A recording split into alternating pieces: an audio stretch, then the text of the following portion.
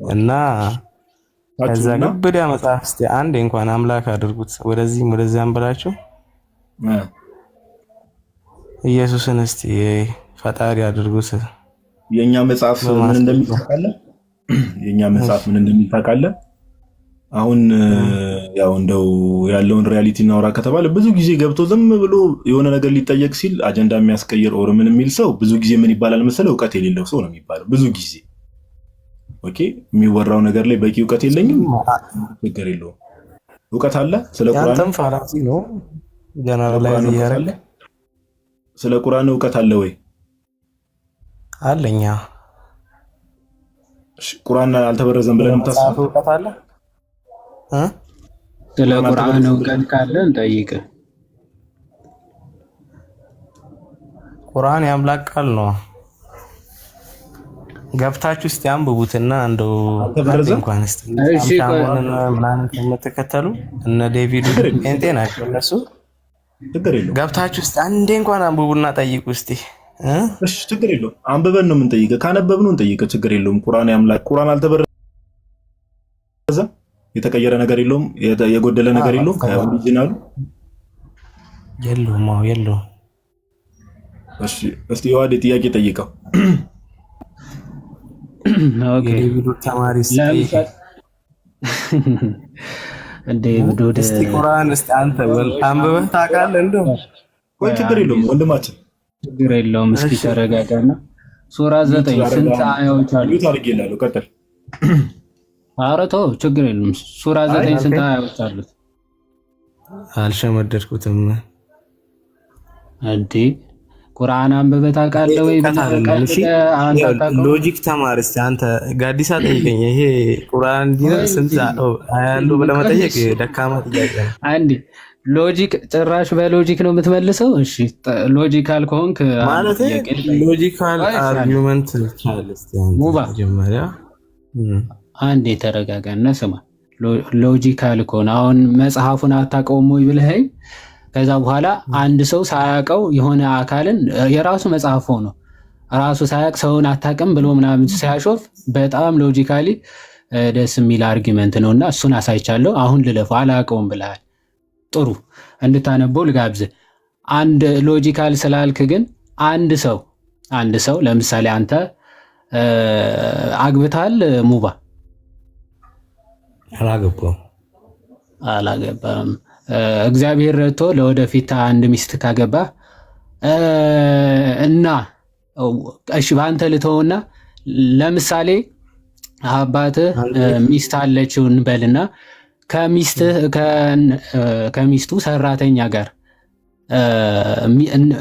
እናትህ ማለት ነው ስትወጣ ጠብቆ አልጋ ላይ ከሰራተኛ ጋር ብታገኘው ይሄ ሰው ጥሩ ሰው ነው ብለህ ታስባለህ? ወይም ደግሞ ትክክል ነው የሰራው ብለህ ታስባለህ? አንተ ሎጂካሊ ስታስበው ሰራተኛ የሚባል ነገር የለም በዛ ዘመን እንግዲህ በወረደበት። እኔ ስለ ሰለሞን እንዳደረገው ማለት ፈልገህ ነው? ሰለሞን ብለህ አሁን እኮ ነው ያልኩህ። አባትህ የዛ ዘመን ሰው አይደለም፣ ስለ አባትህ ነው እያወራለሁ። አባትህ ሰለሞን ነው፣ ስለ አባትህ ነው እየጠየቅኩ ያለሁት። እንደዛ ቢያደርግ አባትህ ጥሩ ሰው ነው ወይስ አይደለም? መልስልኝ።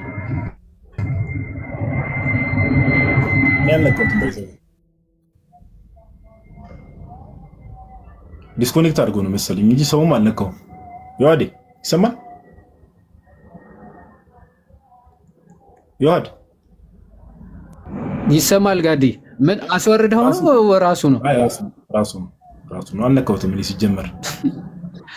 እሺ ኤኒዌይስ ስላስቀይር ነው የገባው። አሁን ወደ እሺ አንተሽ ሰላም በለንና አሁን ይሄ እንኳን ደህና መጣ። አንተሽ ሰላም በለን ፓፓ። ሰላም ጤና ይስጥልኝ ወንድሞች፣ እንዴት አላችሁ? ሁሉ ሰላም ነው? አለን እግዚአብሔር ይመስገን። እንኳን ደህና መጣ ሁላችሁም፣ ታችም ያላችሁ ክርስቲያን ወንድሞች እናቶች፣ ሌሎችም እንዲሁ ከቤተክርስቲያን ውጭ ያላችሁ ሰዎች እንኳን ደህና መጣችሁ ለማለት እንወዳለን። የዛሬው ርዕስ እንዳያችሁት ነው እንግዲህ ቁርአን ያምላክ ቃል ነው ወይ የሚለውን ነገር ነው። ቁርአን እንግዲህ ሙስሊሞች ቁርአን አንደርስታንድ የሚያደርጉበት ነገር አለ። ቁርአን ምንድነው ተብለው ሲጠይቁ ዲፋይን እነሱንም ነገሮች እናነሳለን። ለመግቢያ ያክል ከዛ በኋላ ደግሞ የምር የአምላክ ቃል ነው ወይ የሚለውን ነገር አንዳንድ ሐሳቦችን ከዛ ይሄ አለ አይደል ሙስሊሞች የሚያነሱትን አርጊመንት እግረ መንገዳችንን ሪፊት እያደረግን የምንሄዳቸው ነገሮች ይኖራሉ ማለት ነው።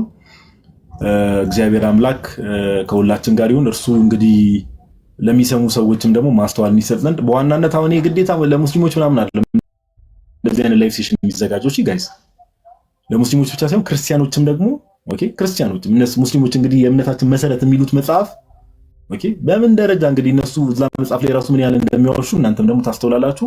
እናንተ ማስተዋላችሁ ብቻ ሳይሆን ደግሞ ለሌሎችም ሰዎች ሼር ታደርጋላችሁ። ይሄንን ነገር ለማለት ያክል ነው። እግዚአብሔር አምላክ እንግዲህ ከሁላችንም ጋር ይሁን። እንግዲህ ወደ ርዕሱ እንገባለን። ያው ባለፈው ሰኞ የነበራችሁ ሰዎች ታውቁታላችሁ። እንግዲህ ሰኞ ዕለት የነበራችሁ ሰዎች ሁላችሁም ታውቃላችሁ።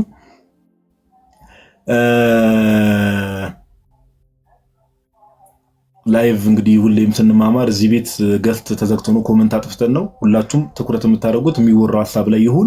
ኦኬ ኮሜንት አጥፍተን ነው እዚህ የምንማማረው። ስለዚህ ታብታብ እያደረጋችሁ የሚወራው ሐሳብ ላይ ትኩረት አድርጉ። ሜቢ ሙስሊሞች ካላችሁ ሙስሊም ወንድሞች እናቶች ካላችሁ ታች ላይ የምትከታተሉ መጨረሻ ላይ እኛ የምናነሳውን አርጊመንት ሰምታችሁ ከዛ በኋላ ገብታችሁ መሞገት ትችላላችሁ። ቁርአን የአምላክ ቃል ነው ለማለት የምትጠቀሙትን ማስረጃ የምታቀርቡትን ኤቪደንስ ማቅረብ ትችላላችሁ። መጨረሻ ላይ እንደዚህ አይነት አርጊውመንት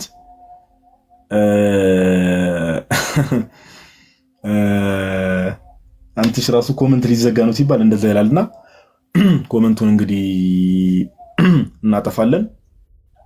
ስለዚህ ወደ ሐሳቡ እንገባለን ማለት ነው። ሼር ማድረግ ምናምን እንዳትረሱ፣ ታብታቡ እንዳይረሳ። ወደ ሐሳቡ እንገባለን። እሺ በስመ አብ ወወልድ ወመንፈስ ቅዱስ አሐዱ አምላክ አሜን። እንግዲህ እግዚአብሔር አንደበት ይሁነን ለሁላችንም። እንግዲህ ዛሬ ሁላችንም ተማሪ ነን እንዳልኩኝ እዚህ ኤሪያ ላይ በደንብ እንግዲህ ስፔሻላይዝ ያደረገው ዮሐዴ ነው። ዮሐዴ እንኳን ደህና መጣ በድጋሚ። እስቲ እንደ ኢንተርቪውር ልጠይቅ። አንተ ደግሞ ኢንተርቪዊ ነህ መሰለኝ። እንኳን ደህና መጣ። እንኳን ደህና ቆያችሁኝ። ኢንተርቪወር ጋዲ ኮሜንታተር እንበል።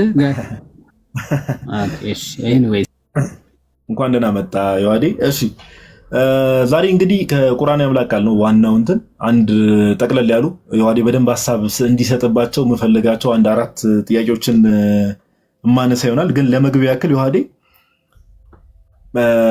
ቁርአን ስንል ምንድነው እያልን ያለ ነው? ቁርአን ስንል ምንድነው? ሙስሊሞች ቁርአን ሲሉ ምን ነው እያሉ ያሉት? ምንድነው እያሉ ያሉት? ከዛ በኋላ አለ አይደል ይሄ ሂስቶሪካል ባክግራውንዱ ቁርአን የሚሉት አሁን የአምላክ ቃል ነው ምናምን ብሎ ዲፋይን እንደሚያደርጉት ሂስቶሪካል ባክግራውንዱስ እንዴት ነው? ለምሳሌ ስለ መጽሐፍ ቅዱስ ስናወራ የምናነሳቸው ነገሮች አሉ። መጽሐፍ ቅዱስን የምንረዳበት መንገድ አለ። ለምሳሌ ቁርአን ከየት መጣ ተብሎ ነው የሚታሰበው? ለማነስ ነው ሪቪል የተደረገው? እነዚህ ነገሮችን እስቲ ጀስት ለመግቢያ ያክል ስለ ቁርአን አንዳንድ ጀነራል የሆኑ ነገሮችን ንገረንና ከዛ በኋላ ወደሚቀጥሉ ሐሳቦች ሄዳለሁ። ዮሐዴ ኦኬ ጥሩ። በስመ አብ ወወልድ ወመንፈስ ቅዱስ አሐዱ አምላክ አሜን። ሁላችንም እግዚአብሔር አምላክ ያስተምረን። ያው ጥሩ ነገሮች እንድትማርበት ሙስሊሞችም ክርስቲያኖችም ማለት ነው።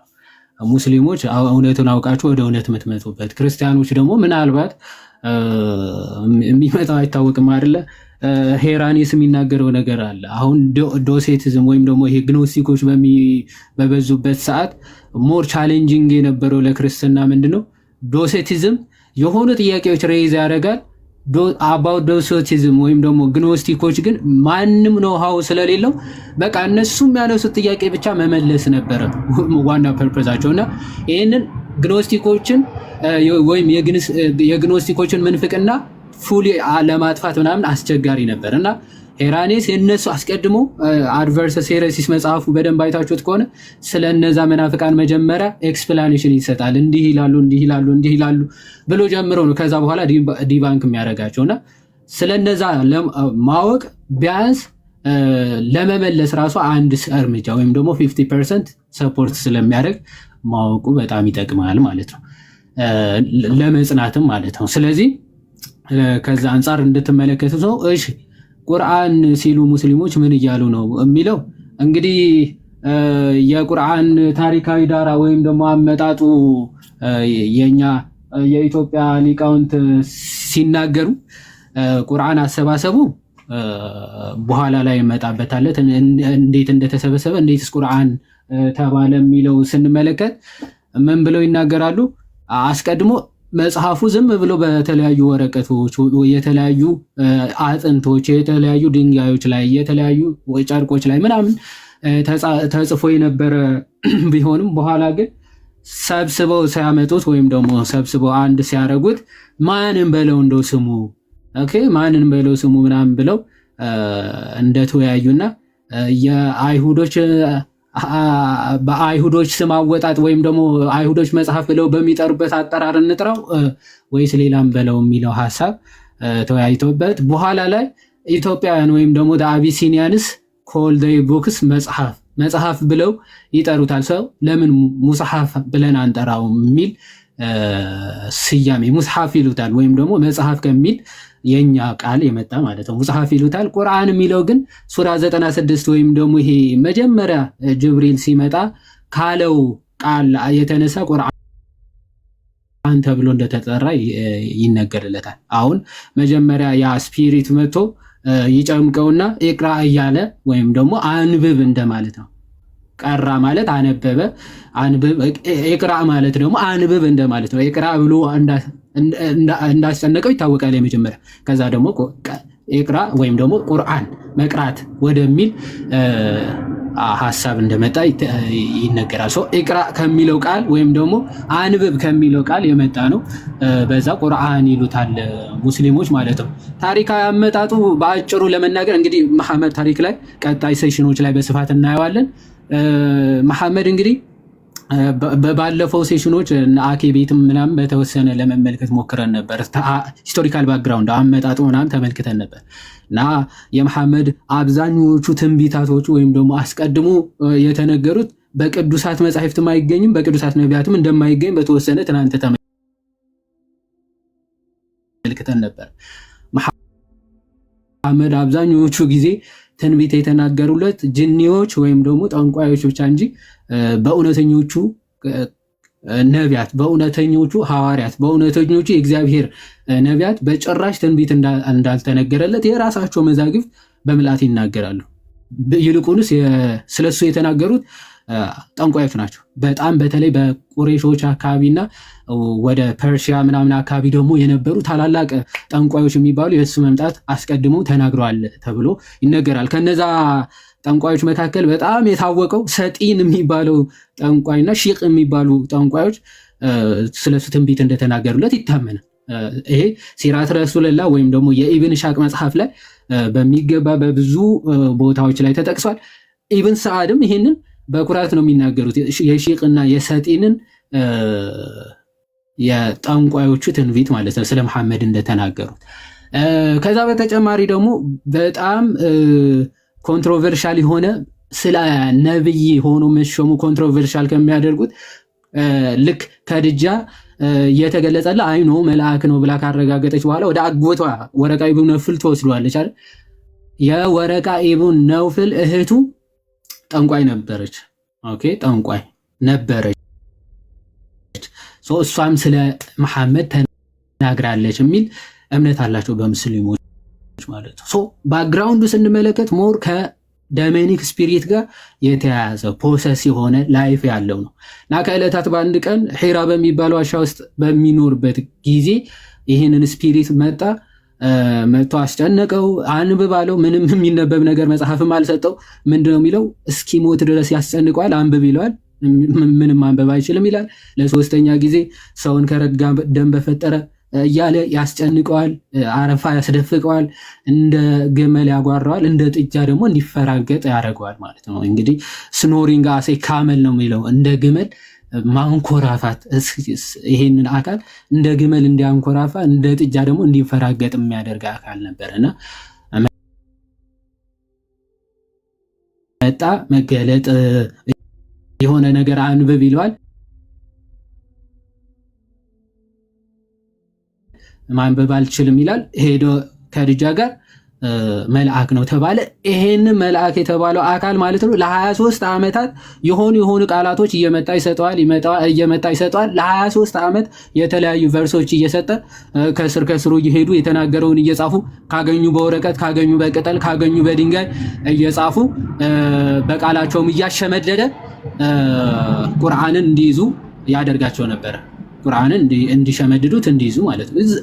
ቁርአን የተሰበሰበ ወይም ደግሞ የሆነ አንድ ወጥ የሆነ ስለ ኢብራሂም ሊናገር ይችላል።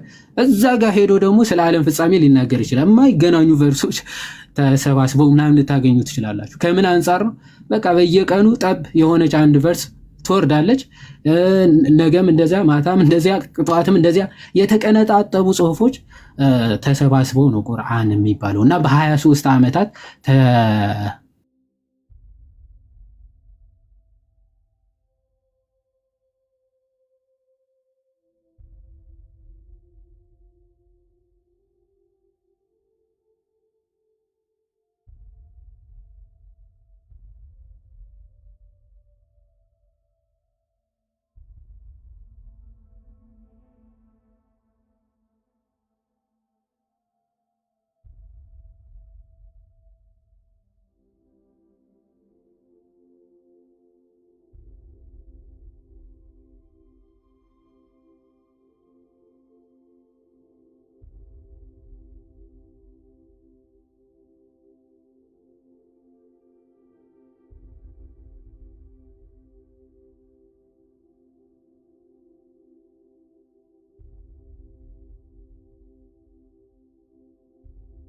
ሊኖር ይችላል። ድንጋይ ላይ ምናምን ሊኖር ይችላል።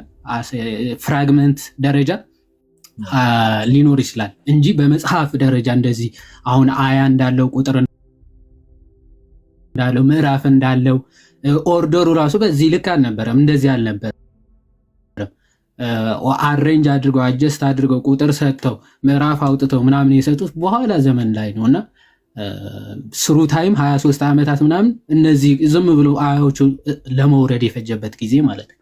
ከዛ እስኪሰበሰብ ምናምን እንደዚህ ደግሞ ራሱን የቻለ ጊዜ አለው ማለት ነው። መልካም ጥሩ። ያው እንግዲህ ዋዲያውን ያለው ነገር ምንም ሪቪዥን የሚፈልግም ነገር አይደለም፣ ግልጽ ነው። ላይክ መጽሐፉ እንዴት ላይክ ሪቨሌሽኑ እንዴት እንደመጣ አጠር ባለ መልኩ ኦፍ ኮርስ ከዚህ በኋላ ደግሞ እንደምታውቁት ቁርአን የአምላክ ቃል ነው የሚለው ነገር ካነሳን በኋላ ሌሎችም እናነሳለን። ለምሳሌ ስለ መሐመድ የምናነሳቸው ቀጥታ ላይፍ ሴሽን የምንገባባቸው ነገሮች አሉና ቅድም የዋዴ የተወሰነ ጫፍ ጫፍ የነካለንም ነገር አለ ከነብይነቱ አንጻር ይሄ ላይክ ነብይ የሆነበት መንገድ ራሱ ከዛ በኋላ ነብይነቱስ እንዴት ነው ከሌሎች ነቢያት አንጻር ያለው ነገር ብዙ የምናነሳቸው ነገሮች ነው። ዛሬ ሳይሆን በቀጣይ ላይፍ ሴሽኖች ማለት ነው። እናመሰግናለን የዋዴ። አሁን ሁላችሁም በደንብ ጆሮ ሰታችሁ እንድትሰሙ የምንፈልገው ነገር ሁለተኛው ጥያቄ ምን መሰለህ የዋዴ፣ የምትሰሙ ሰዎችን በደንብ ስሙ። የዋዴም ጥያቄን በደንብ ስማኝ። ብዙ ጊዜ ሙስሊሞች ክርስቲያኖችን ምን ብሎ ይከሳሉ? ወይ ደግሞ እኛ ክርስቲያኖችን ኦፍ ኮርስ እነሱ ስለ መጽሐፋቸው ያላቸው መረዳት ስለ ቁርአን ያላቸው መረዳት አንደርስታንዲንግ እና እኛ ክርስቲያኖች ደግሞ ስለ መጽሐፍ ቅዱስ ወይ ደግሞ ስለ ባይብል ያለ መረዳት እና አንደርስታንዲንግ በተለይ እኛ ኦርቶዶክሶች ፕሮቴስታንቱም ትንሽ የተዛባ ነው። እኛ ኦርቶዶክሶች ያለ መረዳት ኮምፕሊትሊ ይለያያልና ምን ይሉናል የዋዴ? ትናንት እንደውም አንድ ቪዲዮ ሰርቼም ነበር። እዛ የሰራሁት ቪዲዮ ላይ አንድ ልጅ እንግዲህ መልስ ብሎ ያስቀመጠው ላይ መልስ ሰርቻለሁ ብሎ ሳላ ማለት ነው የሰጠው ላይ ኦሪጂናል ማኒስክሪፕቶች ወይ ደግሞ ኦሪጂናል አውቶግራፍ የምንለው አለ አይደል? መጀመሪያ ለምሳሌ ምንም ክርስቲያኖችን በደንብ ስሙ። ክርስቲያኖችን እኛ ምን ብሎ ይከሱና ለምሳሌ ቅዱስ ጳውሎስ መልእክት ሲጽፍ አለ አይደል? ቅዱስ ጳውሎስ መጀመሪያ የጻፈው መልእክት አለ አይደል? መጀመሪያ ለምሳሌ ለገላትያ ክርስቲያኖች ሲጽፍ መጀመሪያ የጻፈው ያ መልእክት ኦኬ እጃችሁ ላይ የለም። መጀመሪያ ኦፍ ኮርስ እንደምታውቁት ኦሪጂናል ማኑስክሪፕት ሳይሆን ኮፒዎች ናቸው ያሉት አይደል? ቅዱስ ጳውሎስ መጀመሪያ የጻፈው አለ። ከዛ በቤተ ክርስቲያን ውስጥ ደግሞ ያ መልእክታት ብዙ ሰዎች ጋር እንዲዳረስ እንደዛ ነው። ስለ መጽሐፍ ቅዱስ ሌላ ጊዜ ስለምንመጣ እንመጣበታለን። ኦሪጂናል ማኑስክሪፕቶች ወይ ደግሞ ኦሪጂናል አውቶግራፎች እነሱ እጃችሁ ላይ የሉም የሚል ክስ ይቀርብብናል እኛ ክርስቲያኖች። ኦሪጂናል ማለት መጀመሪያ የተጻፈው ለምሳሌ የዮሐንስ ወንጌል ሲባል የዮሐንስ ወንጌል ብሎ ቅዱስ ዮሐንስ ወንጌል ላይ መጀመሪያ የጻፈው ያ ወረቀት ኦኬ ወረቀት ሊሆን ይችላል ብራና፣ እሱ እጃችሁ ላይ የለም። ስለዚህ ምን ወደሚል ኮንክሉዥን ይመጣሉ። ከዚህ ኮንክሉዥን ተነስቶ እጃችሁ ላይ ስለሌለ መጽሐፋችሁ ተበርዟል፣ የመበረዝ ዕድሉ ከፍተኛ ነው ይላሉና ይሄን ክስ እኛ ክርስቲያኖች ላይ ያቀርባሉ። ስለዚህ ዮሐዴ ለአንተ ማቀርብልህ የመጀመሪያው ጥያቄ ቁርአን ኦሪጂናል ማኑስክሪፕቱ አለ ወይ? ኦሪጂናል የሆነ ማኑስክሪፕት ወይ ደግሞ የመጀመሪያ አውቶግራፎች ቁርአን አሉ ወይ? እዛ ላይ ሐሳብ እንድሰጥ ነው። መቀጠል ይችላል ዮሐዴ። ኦኬ ጥሩ ጥያቄ ነው ጋዲ፣ በጣም አሪፍ ጥያቄ ነው። አሁን ብዙ ጊዜ እነሱም አክቹዋል አውቶግራፉ ራሱ አለ ወይ፣ አውቶግራፎቹ ይኖራሉ ወይ የመጽሐፍ ቅዱስ፣ ስለዚህ አውቶግራፎቹ ከሌሉ ስለዚህ ተበርዟል ማለት ነው አይነት ነገር በጣም ብዙ ጊዜ ስለሚያነሱ እንግዲህ ጀስት ኢማጂን ብሉይ ኪዳን የነበሩ የሙሴ መጻሕፍትን አስታውስ። በጣም በሺ ዘመናት የነበሩ ከዛ በኋላ ክርስቶስ ከመጣ በኋላ ደግሞ የ2000 ምናምን ዓመታት ያሉ መጻሕፍቶች አውቶግራፋቸውን ኤግዚስት እንዲያደርጉ ሙስሊሞች ይጠይቃሉ። አሁን ምንድነው እኛ የምናሳየው እንኳን የመጽሐፍ ቅዱስ ሙሴ የጻፈው አውቶግራፍ ኤግዚስት ሊያደርግ ይቅርና በመሐመድ ጊዜ የነበረው ቁርአን ራሱ አውቶግራፎቹ ኤግዚስት ያደርጋሉ ወይ የሚለውን የተወሰነ ለማየት እንሞክራለን ማለት ነው። በማስረጃ ነው የምናየው። መጀመሪያ ከራሳቸው ከቀደም ያልኩት የቁርአን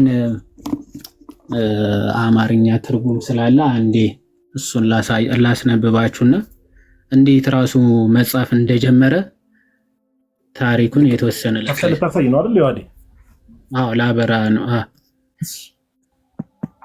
ካሜራውን አንዴ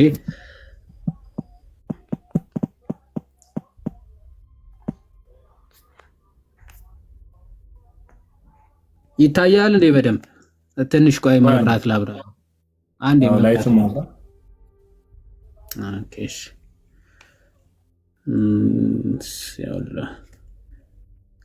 እሺ ሄሬቲስ አይ ቲንክ አሁን ይታያል ይመስለኛል። ይሄ የራሳቸው ቁርአን ነው።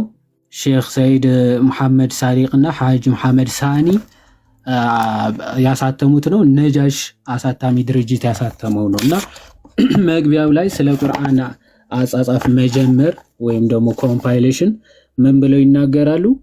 ቁርአን በብራናም በሰሌዳም በአጥንትም በሰሌንም በስስ በድንጋዮችም ላይ የአያቶቹ ተራ ጠብቆ ተጽፎ በነብዩ ቤት ይቀመጥ ነበረ። ብዙዎችም ምዕመኖች በቃላቸው አጥንተውት ሲኖሩ ከነብዩ እረፍት በኋላ በደንብ አስተውሉ። ኦኬ እንደዚህ በተለያዩ ቀንጥብጣቢ ነገሮች ነበረ ተጽፎ የነበረው ድሮ ማለት ነው። ነገር ግን ከነብዩ እረፍት ከሞተ በኋላ ማለት በ12ኛው ዓመት ስደት በየማማህ በተደረገው ጦርነት በቃላቸው ካጠኑት ብዙዎቹ ስላለቁ እንዳይጠፋ በመስጋት በዑመር አልኸጣብ አስታዋሽነት አቡበከር አልስዲቅ ዘይድ ኢብን ሳቢጥን ለአዘው ጽሁፎቹና በቃል ያጠኑትን እያመሳከረ የአያቶቹን ተራ ጠብቆ ከአንድ ዓመት በማይበልጥ ጊዜ ውስጥ በአንድ ጥራዝ ሰበሰበው። ስም አውጡለት ተብሎ ገሚሶቹ ሲፊር ይባል ቢሉ ይህ የአይሁድ አጠራር መሆኑን ጠልተው የሀበሻ ወይም ደግሞ ኢትዮጵያ ሰዎች መሰሉን መጽሐፍ ይሉታል በማለት መጽሐፍ ብለው ጠሩት። ማለትን ኢትቃን በአንደኛው ቮሊዩም ገጽ 89 ላይ ያስረዳል ይላሉ።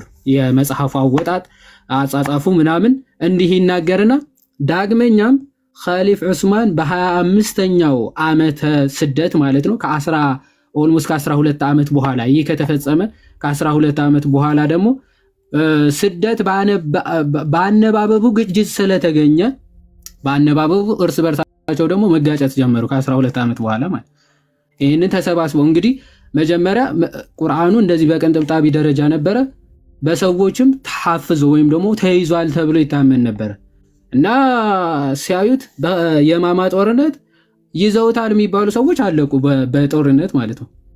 አረ ይሄ ነገር ሊጠፋ ነው ቁርአኑ፣ ስለዚህ የሆነ በጽሁፍ እንጻፈው ተብሎ ኢብን አልኸጣብን እንደ ጸሐፊ አድርገው በአንድ ዓመት ምናምን ሰብስቦ ጽፎ እንዲያስቀምጠው ተደረገ። ሙሉ ሰብስቦታል፣ ሙሉ አግኝቶታል የሚለው በኋላ ላይ እናየዋለን። ሙሉ ተሰብስቧል ወይ፣ የቀረ አያ የለም ወይ፣ የተረፉ አያዎች የሉም፣ እሱን እንመለከታለን በኋላ ላይ። ስለዚህ ከዛ በኋላ ደግሞ ከ12 ዓመት በኋላ ደግሞ ምን ተፈጠረ? ስደት በአነባበብ ደግሞ እርስ በርሱ እንግዲህ በተሰበሰበው እንዲህ አንድ አድርጎ ጽፎት ለሁሉም ስፍራዎች በትነውት አንድ አድርገው እንደዚህ ጽፈውት ከ12 ዓመት በኋላ ደግሞ እርስ በርሳቸው ደግሞ መጋጨት ጀመሩ። የተለያየ ቁርአን ማለት ነው። በአራት የቁርአን ሊቃውንት በተከናወነ ጉባኤ የቃላቱን አጻጻፍ ያለ ነጥብ ለየንባቡ ተስማሚ አድርገው በመጀመሪያው አወራረድ መሰረት የሱራዎቹን ተራ ጠብቀው ሰበሰቡት።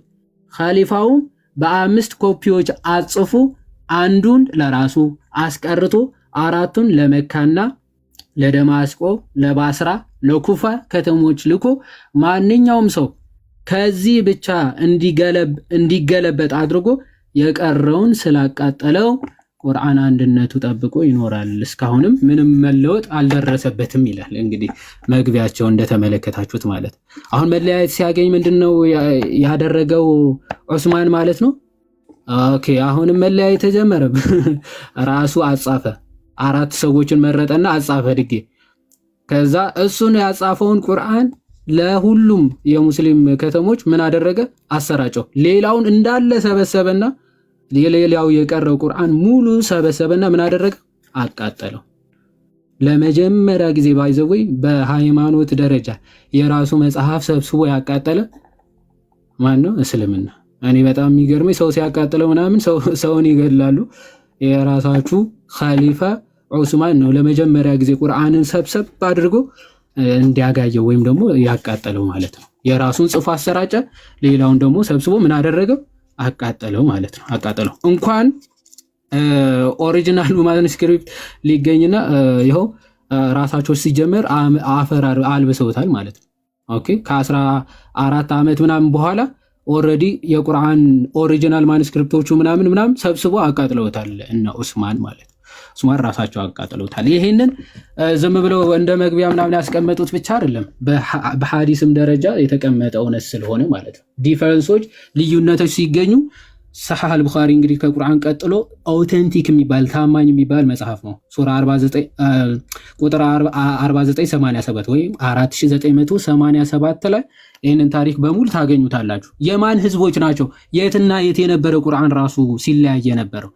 ያው ሁደይፋ bin al-Yaman came to Usman at the time when the people of Sham and the peoples of Iraq were waging war to conquer Armenia and Azerbaijan ማለት አዘርባይጃንና አርሜኒያን ለመውረር ሻም የተባሉ ህዝቦችና ኢራቅ እርስ በርሳቸው ምን አርሜኒያንና አዘርባይጃን ለመውረር በሚሰሩበት ወይም ደግሞ በሚንቀሳቀሱበት ሰዓት ማለት ነው ምን ያደርጉ ነበር? Hudayfa was afraid of the peoples of Sham and Iraq. Difference in the recitation of the Quran ማለት የሻምና የኢራቅ ህዝቦች በቁርአን አቀራራቸው ልዩነት ስላየ በጣም ፈራ።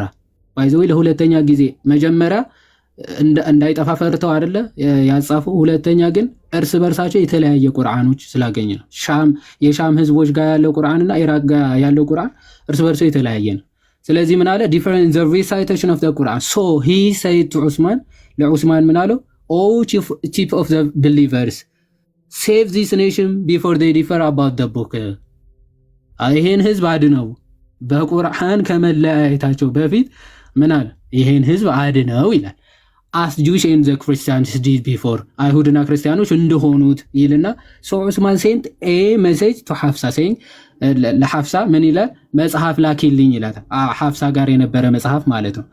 ዘን እሱን ያመጣና so that we may compile the Quran materials in perfect copies and return the manuscript to you. ሐፍሳ sent it to ዑስማን። የእሷ ጋር የነበረው ቁርአን ትልክለታለች ለዑስማን ማለት ነው።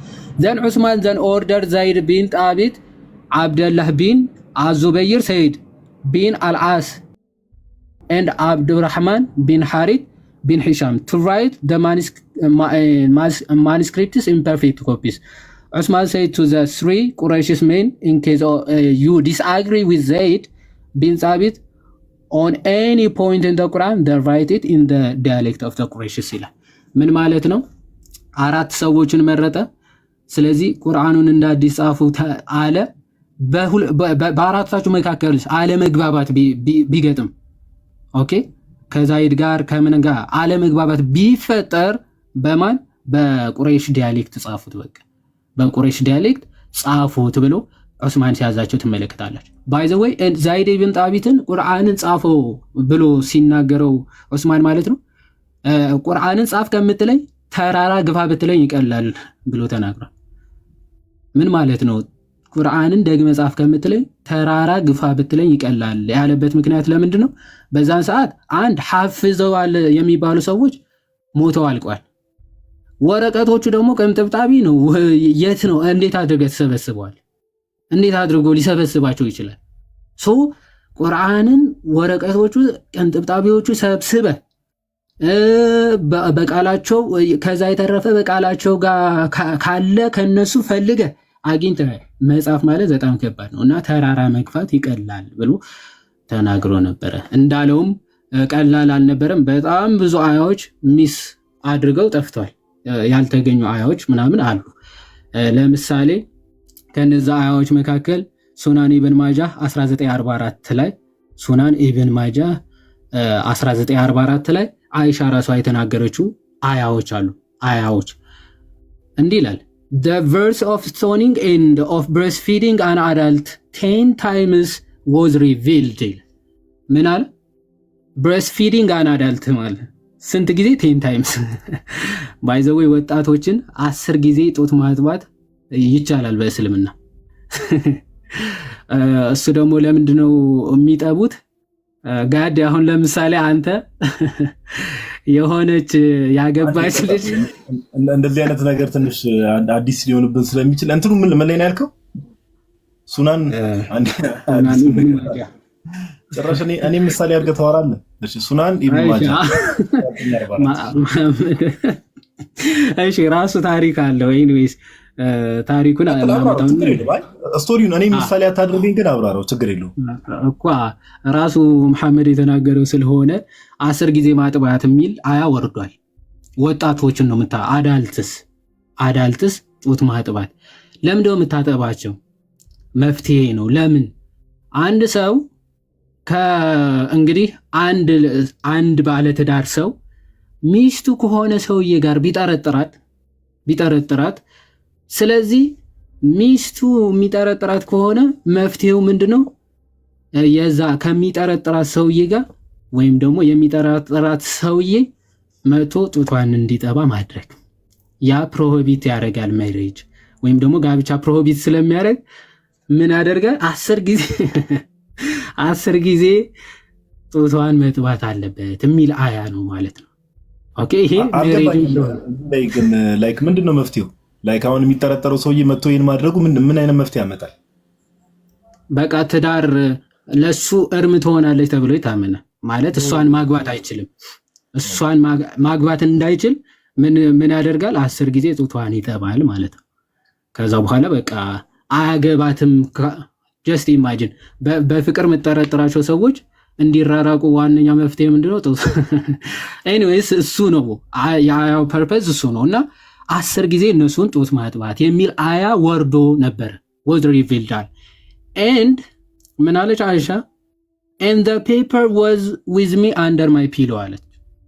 ወረቀቱ አስታውሳለሁ ከትራስ ስር እንደነበረ አስታውሳለሁ ትላለች። when the messenger of Allah died መሐመድ ግን ሲሞት we were preoccupied with his death በሞቱ እንትን እያለ and a tame sheep came in and ate it ይላል። አንድ የለመደች በግ መጣችና ምን አለችው? ወረቀቱን ምናምን በላችሁ። ይሄ ቨርስ ማለት። ስለዚህ ይሄ አያ ወርዶ ነበረ። አሁን ባለው ቁርአናቸው እዚህ ላይ 114ቱ ምዕራፍ ላይ ይሄ አያ ታገኙ የትም አይገኝም ይሄ አያ። ምክንያቱም ኦልሬዲ በልቷለች። ዘይድ ኢብን ዳዊት ያስታውሳሉ ያላቸው ሰዎችም ጋር ሄዶ አላስታወሰ። በቃ ያስታወሰ ሰው የለም። ይሄ አይሻ ብቻ ነች አስታውሳ የጻፈችው። እዚህ ቁርአን ላይ ወረቀቶች ላይም ኦልሬዲ ፍየሏ ስለበላቸው አልተገኘም። ይሄ አያ አልተገኘም ማለት። ስለዚህ ይሄ ብቻ አይደለም። ባይዘው ስቶኒንግ ቱ ዴዝ የሚልም ቨርስ ነበረ። ይሄ ብቻ አይደለም። በድንጋይ ያመነዘረ በድንጋይ ተወግሮ ይሙት የሚል አያም ወርዶ ነበር ከዚህ ጋር ማለት።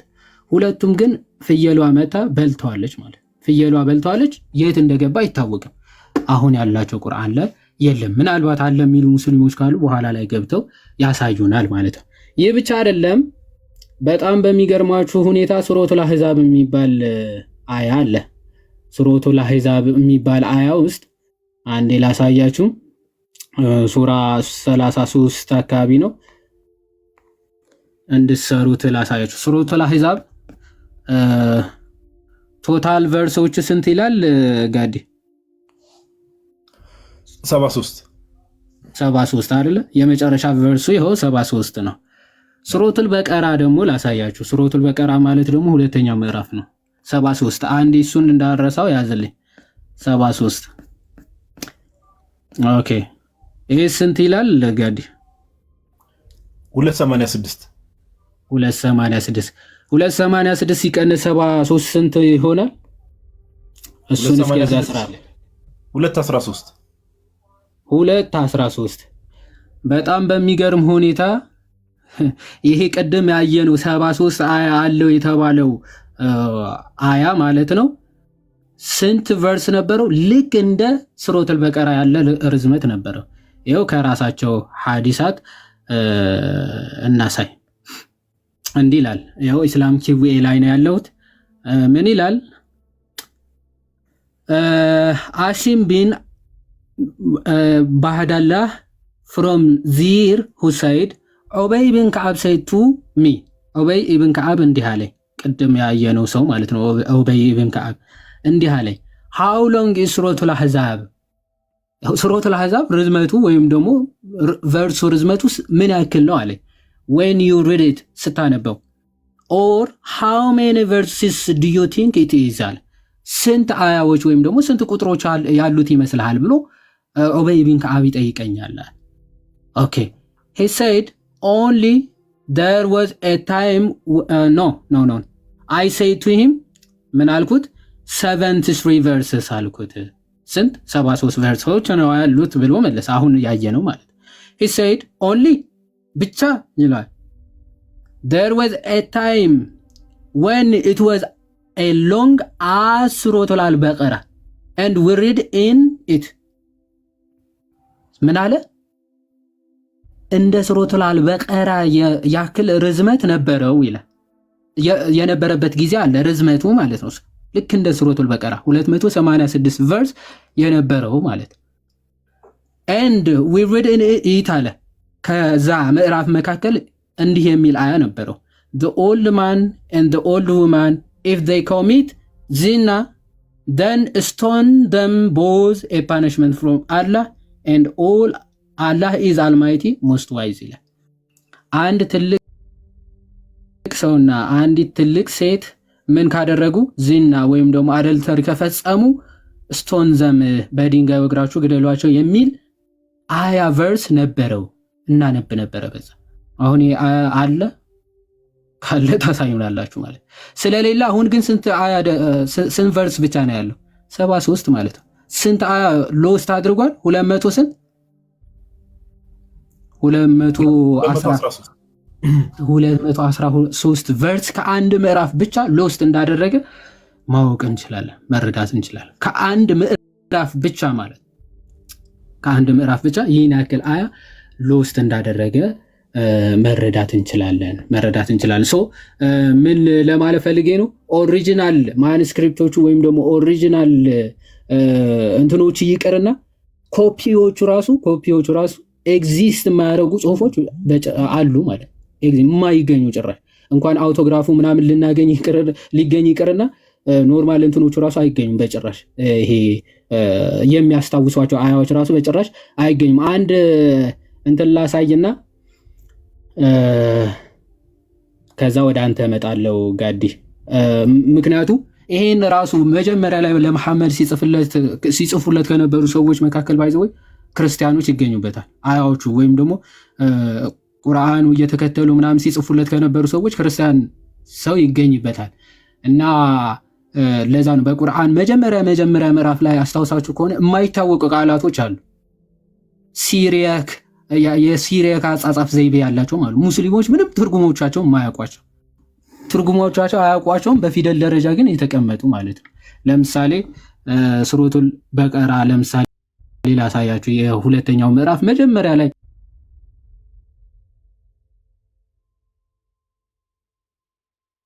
ቁጥሩን መግቢያው ስትመለከቱ የማይታወቁ ፊደላት ተቀምጠው ታገኛላችሁ። አሊፍ ላም ሚም የሚሉ አለመ ይላል። ይሄ ሲሪያክ ወይም ደግሞ አረማይክ ምናምን ቋንቋ ላይ የሚታወቅ ነው። ግዕዝም ላይ የሚታወቅ ነው። ለምሳሌ የዛ የሐሳዊ መሲህ ስም ቁጥሩን ቁጥሩት የታወቀ ቁጥር ነው። እሱም 666 ይባላል። 666 የሚለው አይዘው ከዚህ ቁጥር ስሙን ማግኘት ይቻላል። ስሙን ማግኘት ከቁጥር ፊደል ከቁጥር ቃላትን ከቃላት ደግሞ ከፊደላት ማለት ነው። እንደዚህ ከፊደላት ደግሞ ትክክለኛ ሐሳቡን ማግኘት ይቻላል። በሲሪያክ፣ በአረማይክ፣ በግዕዝ ምናምን አይነት ቋንቋዎች ማለት እና አለመ የሚሉ ቃላቶች ስሮቱል ዮኑስ፣ ስሮቱል በጣም ብዙ ዮኑስ፣ ስሮቱል ዮሱፍ በጣም ብዙ አያዎች መጀመሪያቸው ላይ እንደዚህ አይነት ቃላቶችን ታገኛላችሁ። እና ማን ናቸው እነዚህ ጽሑፎች የጻፏቸው የሚለውን ስንመለከት ሰሒህ አልቡኻሪ 36:17 ላይ እንዲህ የሚል ቃል ታገኛላችሁ። there was የሐዲሱ እንግዲህ ሰሒህ የሆነ ሐዲስ ነው። there was a Christian who embraced Islam and read Surah Al-Baqarah and Al-Imran and he used to write the revelations for the prophet አለ። አንድ ክርስቲያን የነበረ ከዛ ወደ እስልምና ገባው ብሎ የገባ ማለት ነው። ከዛ በኋላ ለመሐመድ ምን ይጽፍለት ነበረ? ኦፍ ኮርስ ክርስቲያኖች እና አይሁዶች የተማሩ ስለሆኑ ማለት ነው ይጽፍለት ነበረ ሪቪሌሽኑ ማለት I used to write the revelations ይላል። ቁርአኑን ይጽፍለት ነበር እና ምን ይላል? later on he returned to Christianity አለ። በኋላ ወደ ክርስትናው ተመልሷል። ለምን እንደገባ እዛው ስለሚናገር ማለት ነው። later on he returned to Christianity again and he used to say እንዲህ የሚል ነበር ወደ ክርስትና ከተመለሰ በኋላ Muhammad knows nothing but what I have written for him። መሐመድ እኔ ለሱ የጻፍኩለትን እንጂ ምንም አያውቅም። እኔ ጽፍለታለሁ ምን እንደጻፍኩኝ ግን ምንም አያውቅም።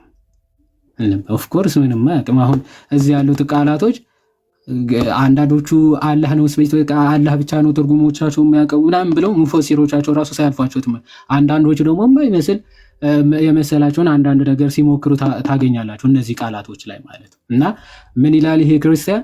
እኔ የጻፍኩለትን ምን እንደጻፍኩኝ መሐመድ ራሱ አያውቅም ነበር አይል። he knows nothing but what I have written for him። እኔ የጻፍኩለትን እንጂ እሱ ምንም አያውቅም ነበር ብሎ ይናገራል። ሶ አሰባሰቡ፣ አጻጻፉ እና አመጣጡ በዚህ አይነት መልክ የመጣ ነበር ለማለት ነው። ጋር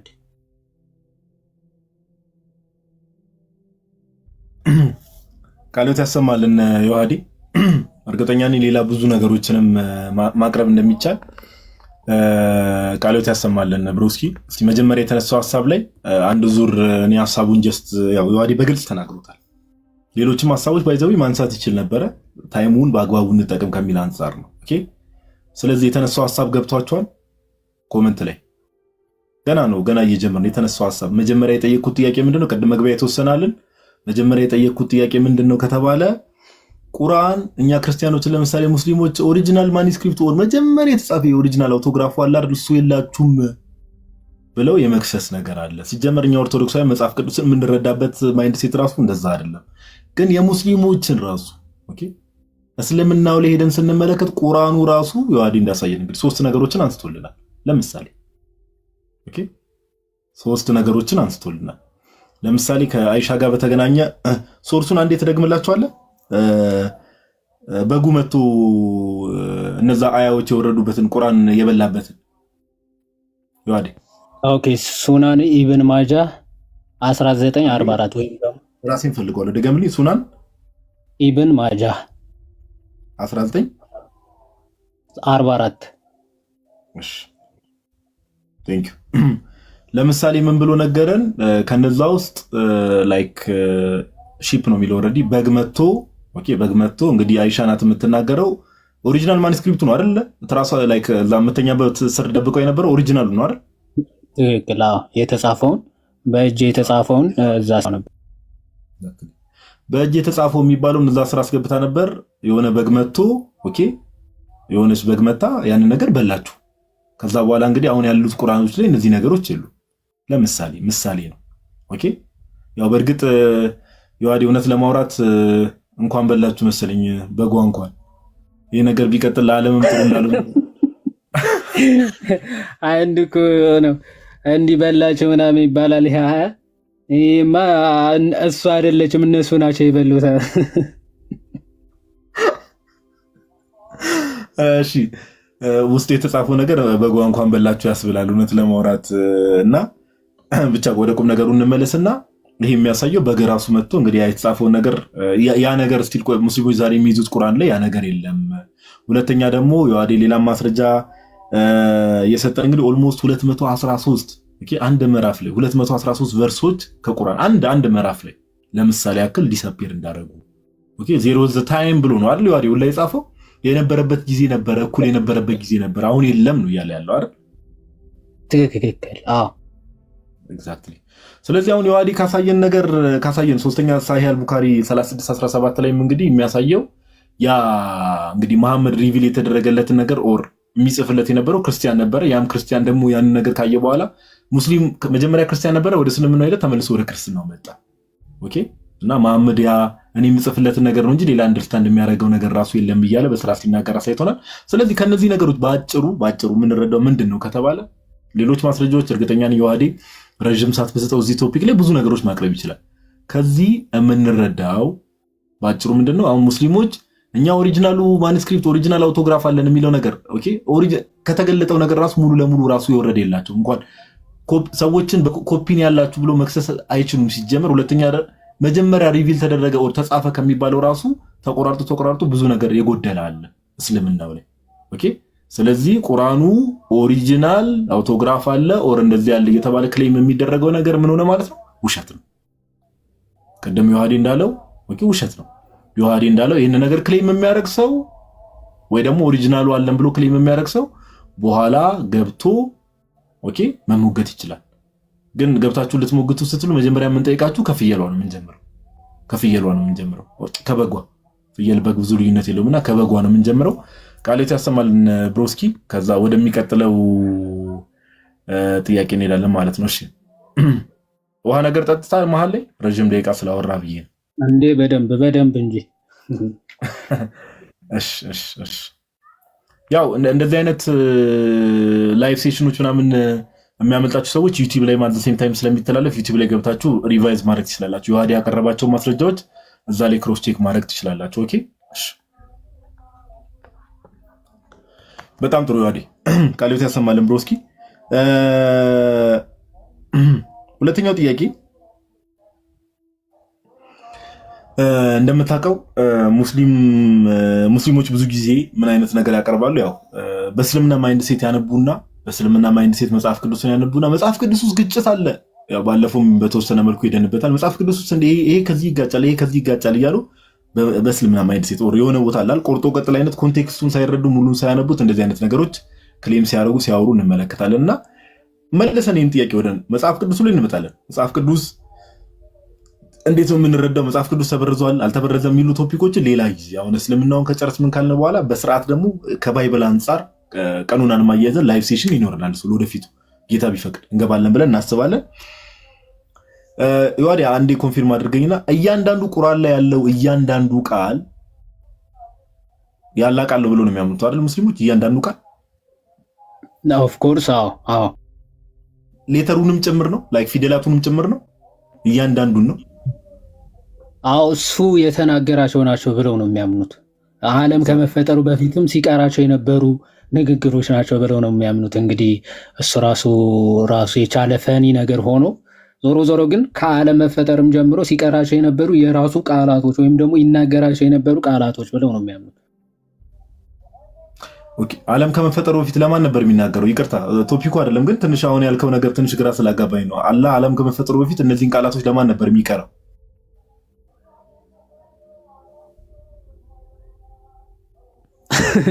እሱ ራሱን የቻለ ጥሩ ጥያቄ ነው። እሱ የሁላችንም ጥያቄ ነው። ባይዘዌ አንድ ባለፈው ስለ ስቅለት የተናገሩ ኢማም ታስታውሳላችኋለህ?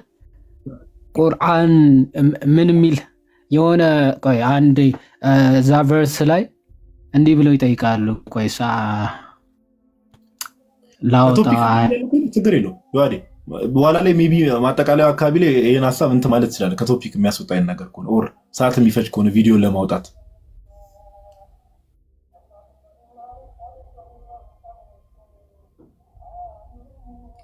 ዮሐዴ ይሰማል?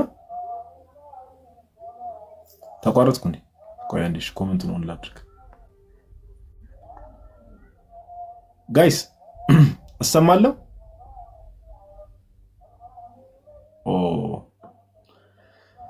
ዮሐዴ ወጣ። አይ ቲንክ ዲስኮኔክት አድርጎ መሰለኝ። እሺ ጋይስ በደንብ አስተውሉ። የሚሰጠው ትምህርት ላይ በደንብ ትኩረት ይደረግ። አንደኛው ጥያቄ ላይ በደንብ ጥሩ አድርጎ ነው ዮሐዴ ያብራራው። በደንብ ኦኬ ሰሙ። አይ ዮሐዴ ኔትወርክ ዲስኮኔክት አደረገ መሰለኝ። ኔትወርክ አንተ አቋርጠኝ። አሁን ይሰማል? አሁን ይሰማል። አይ ቀደም ያልከው ልታሳየው የነበረው ማስረጃ ላይክ ሰዓት የሚፈጅ ኦር እንትን የሚል አይነት ነገር ከሆነ መጨረሻ ላይ ማድረግ እንችላለን። አይ አጭር ነው ያሉትን እንዳጋጣሚ ዝም ብዬ ሱራ 55 ከ1 እስከ 2 ያለውን መክፈቱን ልትውና እንዲህ ይላል። አርራህማን ይላል ቁርአንን አስተማረ ሰውን ፈጠረ ይላል። አሁን ምን ብለው ይጠይቃሉ? ቁርአን አስተምሮ ነው እንዲህ ሰው የሚፈጥረው? ይሄ ራሱ ያለ ቃል ነው ብዬ አልቀበለውም ብለው ያ ኢማም ይናገራሉ። ምክንያቱም ማንን ነው የሚያስተምረው? ቁርአን ሰውን ከፈጠረ በኋላ ሰውን ሳይፈጠር ቁርአንን ካስተማረ ማንን ነው ሊያስተምር የሚችለው? ምክንያቱም ቀጥሎ ሰውን ፈጠረ ስለሆነ የሚለው ሰውን ፈጠረ ቁርአን አስተማረ ቢሆን ኢት ሜክስ ሴንስ። ግን የሚለው ቁርአንን አስተማረ ሰውን ፈጠረ ነው የሚለውና አንዳንዴ በጣም የሚያስቁ ሎጂኮች አሉ። ከዓለም መፈጠር በፊት ሱረቱል አህዛብን ሱረቱል በቀራን አላህ ራሱ ይቀራ ነበረ ይላል። ለማን ነው የሚቀራው? ለራሱ ነው የሚለው ራሱ።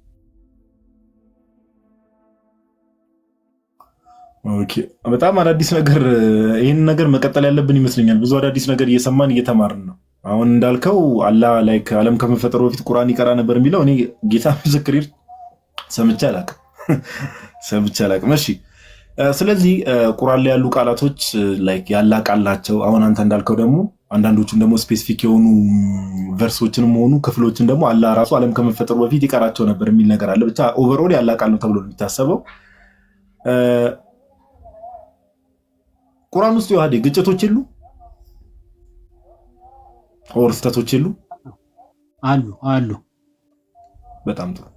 ስለዚህ እስቲ አሁን ይህንን ሐሳብ ቁርአን እያንዳንዱ ቨርስ ላይክ እያንዳንዱ ቃል ያላ ቃል ነው ተብሎ ከታሰበ ቁርአን ውስጥ ያሉ ግጭቶችንና ስህተቶችን ዮሐዴ ያሳየናል። ጋይስ ታብታቡን በደንብ ከፍ አድርጉት። እሺ ታብታቡ ከፍ ይበል።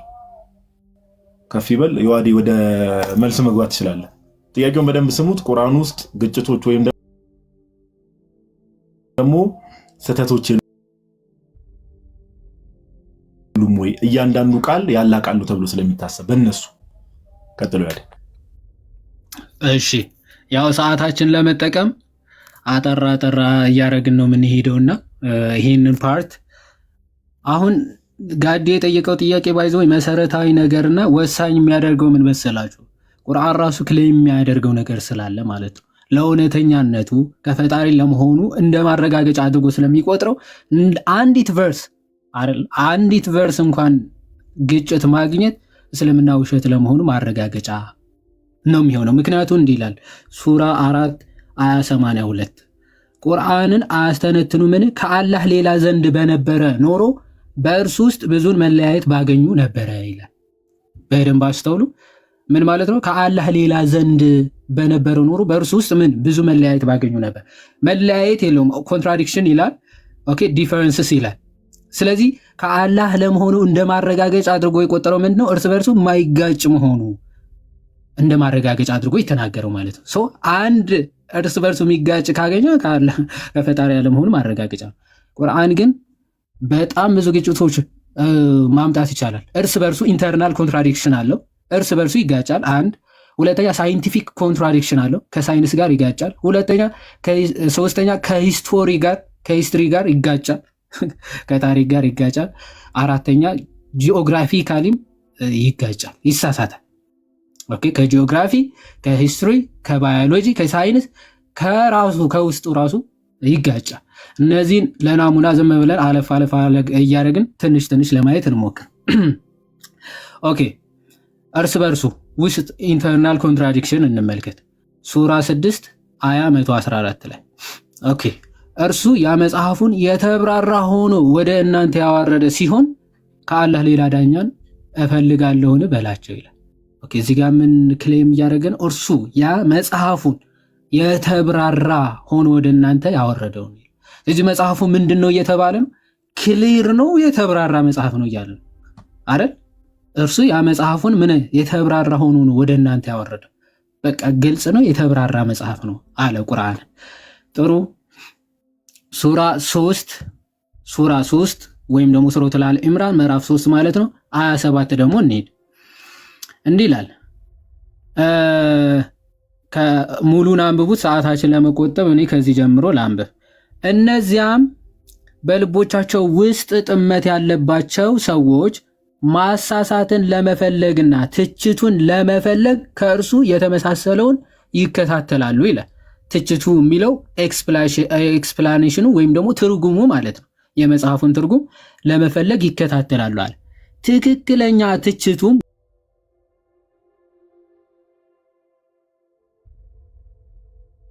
ወይም ትክክለኛ ትርጉሙ ከአላህ ብቻ እንጂ ሌላ አያውቀውም። መጽሐፉ ውስጥ ያለ ቃል ሆኖ ግን አላህ ብቻ የሚያውቀው ሰዎች የማያውቁት አያ አለ ደግሞ ይላል። እዛ የተብራራና ግልጽ የሆነ መጽሐፍ ነው ወደ እናንተ ያወረደው ይላል። እዚህ ጋር ደግሞ አያዎቹን ትርጉማቸውን ይፈልጋሉ ለማግኘት ይላል። ግን ትርጉሞቹ ትክክለኛ ትችቱን ወይም ደግሞ ትርጉሙን ግን ማን አላህ ብቻ እንጂ ሌላ አያውቀውም። ወይም ደግሞ አህመድ አሊ እንግሊዘኛው ምን ያ but none knows their meaning except God ይላል። ሚኒንጋቸው ራሱ ትርጉማቸው አላህ ብቻ በቀር ለማንም አያውቃቸውም። የተብራራ ነው። እርሱ ያ መጽሐፉ የተብራራ ሆኖ ወደ እናንተ የወረደ ነው። እዚህ ጋር ደግሞ የማይታወቁ ትርጉማቸው የማያውቋቸው አያዎች እንዳሉ ማንም ከፈጣሪ ብቻ በቀር ትርጉማቸው የማይታወቁ አያዎች አሉ ይላል። ከነዚህ መካከል በነገራችን ላይ ኢሳ ራሱ የአላህ ቃል ነው የሚለው ትርጉሙ ሙስሊሞች አያውቁትም። ኢሳ የአላህ ቃል ነው ይባላል። ምን ማለት ነው? ዘይዶን ነው ዘይር ሚኒንጉን ማለት ኢብን ከሲር እንደዛ ብሎ ነው የሚያብራራው። ኢሳ የአላህ ቃልና መንፈስ ነው ይላል ቁርአን። ምን ማለት ነው? የአላህ ቃልና መንፈስ ነው። ማንም ትርጉሙ አያውቀው። እሺ እንቀጥል።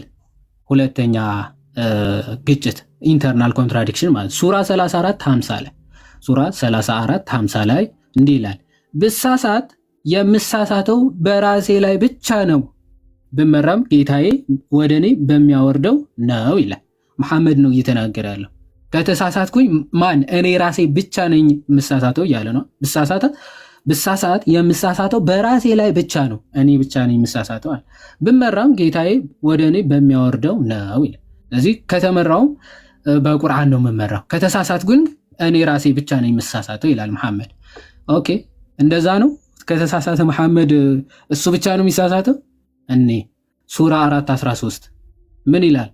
እነዚያ የአላህ ውሳኔዎች ናቸው ይልና አላህንና መልእክተኛውን የሚታዘዙ ሰዎች ከስሮቻቸው ወንዞች የሚፈሱባቸው ገነቶች በውስጣቸው ዘውታሪዎች ሲሆኑ ያገባቸዋል ይላል። አሁን ተመልከቱ፣ መሐመድ ተሳሳተ። ኦኬ ሌሎቹ ሙስሊሞች ከሱ ጋር አብረው መሳሳት አለባቸው፣ ግዴታ ነው። ካልተሳሳቱት ይሄው አልታዘዙም መሐመድን ማለት። ምክንያቱም አላህና መልእክተኛውን የሚታዘዙ ሰዎች ከስሮቻቸው ወንዞች የሚፈስባቸው ገነቶች በውስጣቸው ዘውታሪዎች ሲሆኑ ያገባቸዋል። መሐመድ እኔ ከተሳሳትኩ እኔ ብቻ ነኝ የምሳሳተው ብሎ ተናገረ። ግን መሐመድና መልእክተኛው የማይታዘዙት ከሆኑ ኦፍ ኮርስ ወደ የሚታዘዙት ብቻ ናቸው ገነት የሚገቡት አለ። ገነት ለመግባት መሐመድን መታዘዝ አለበት።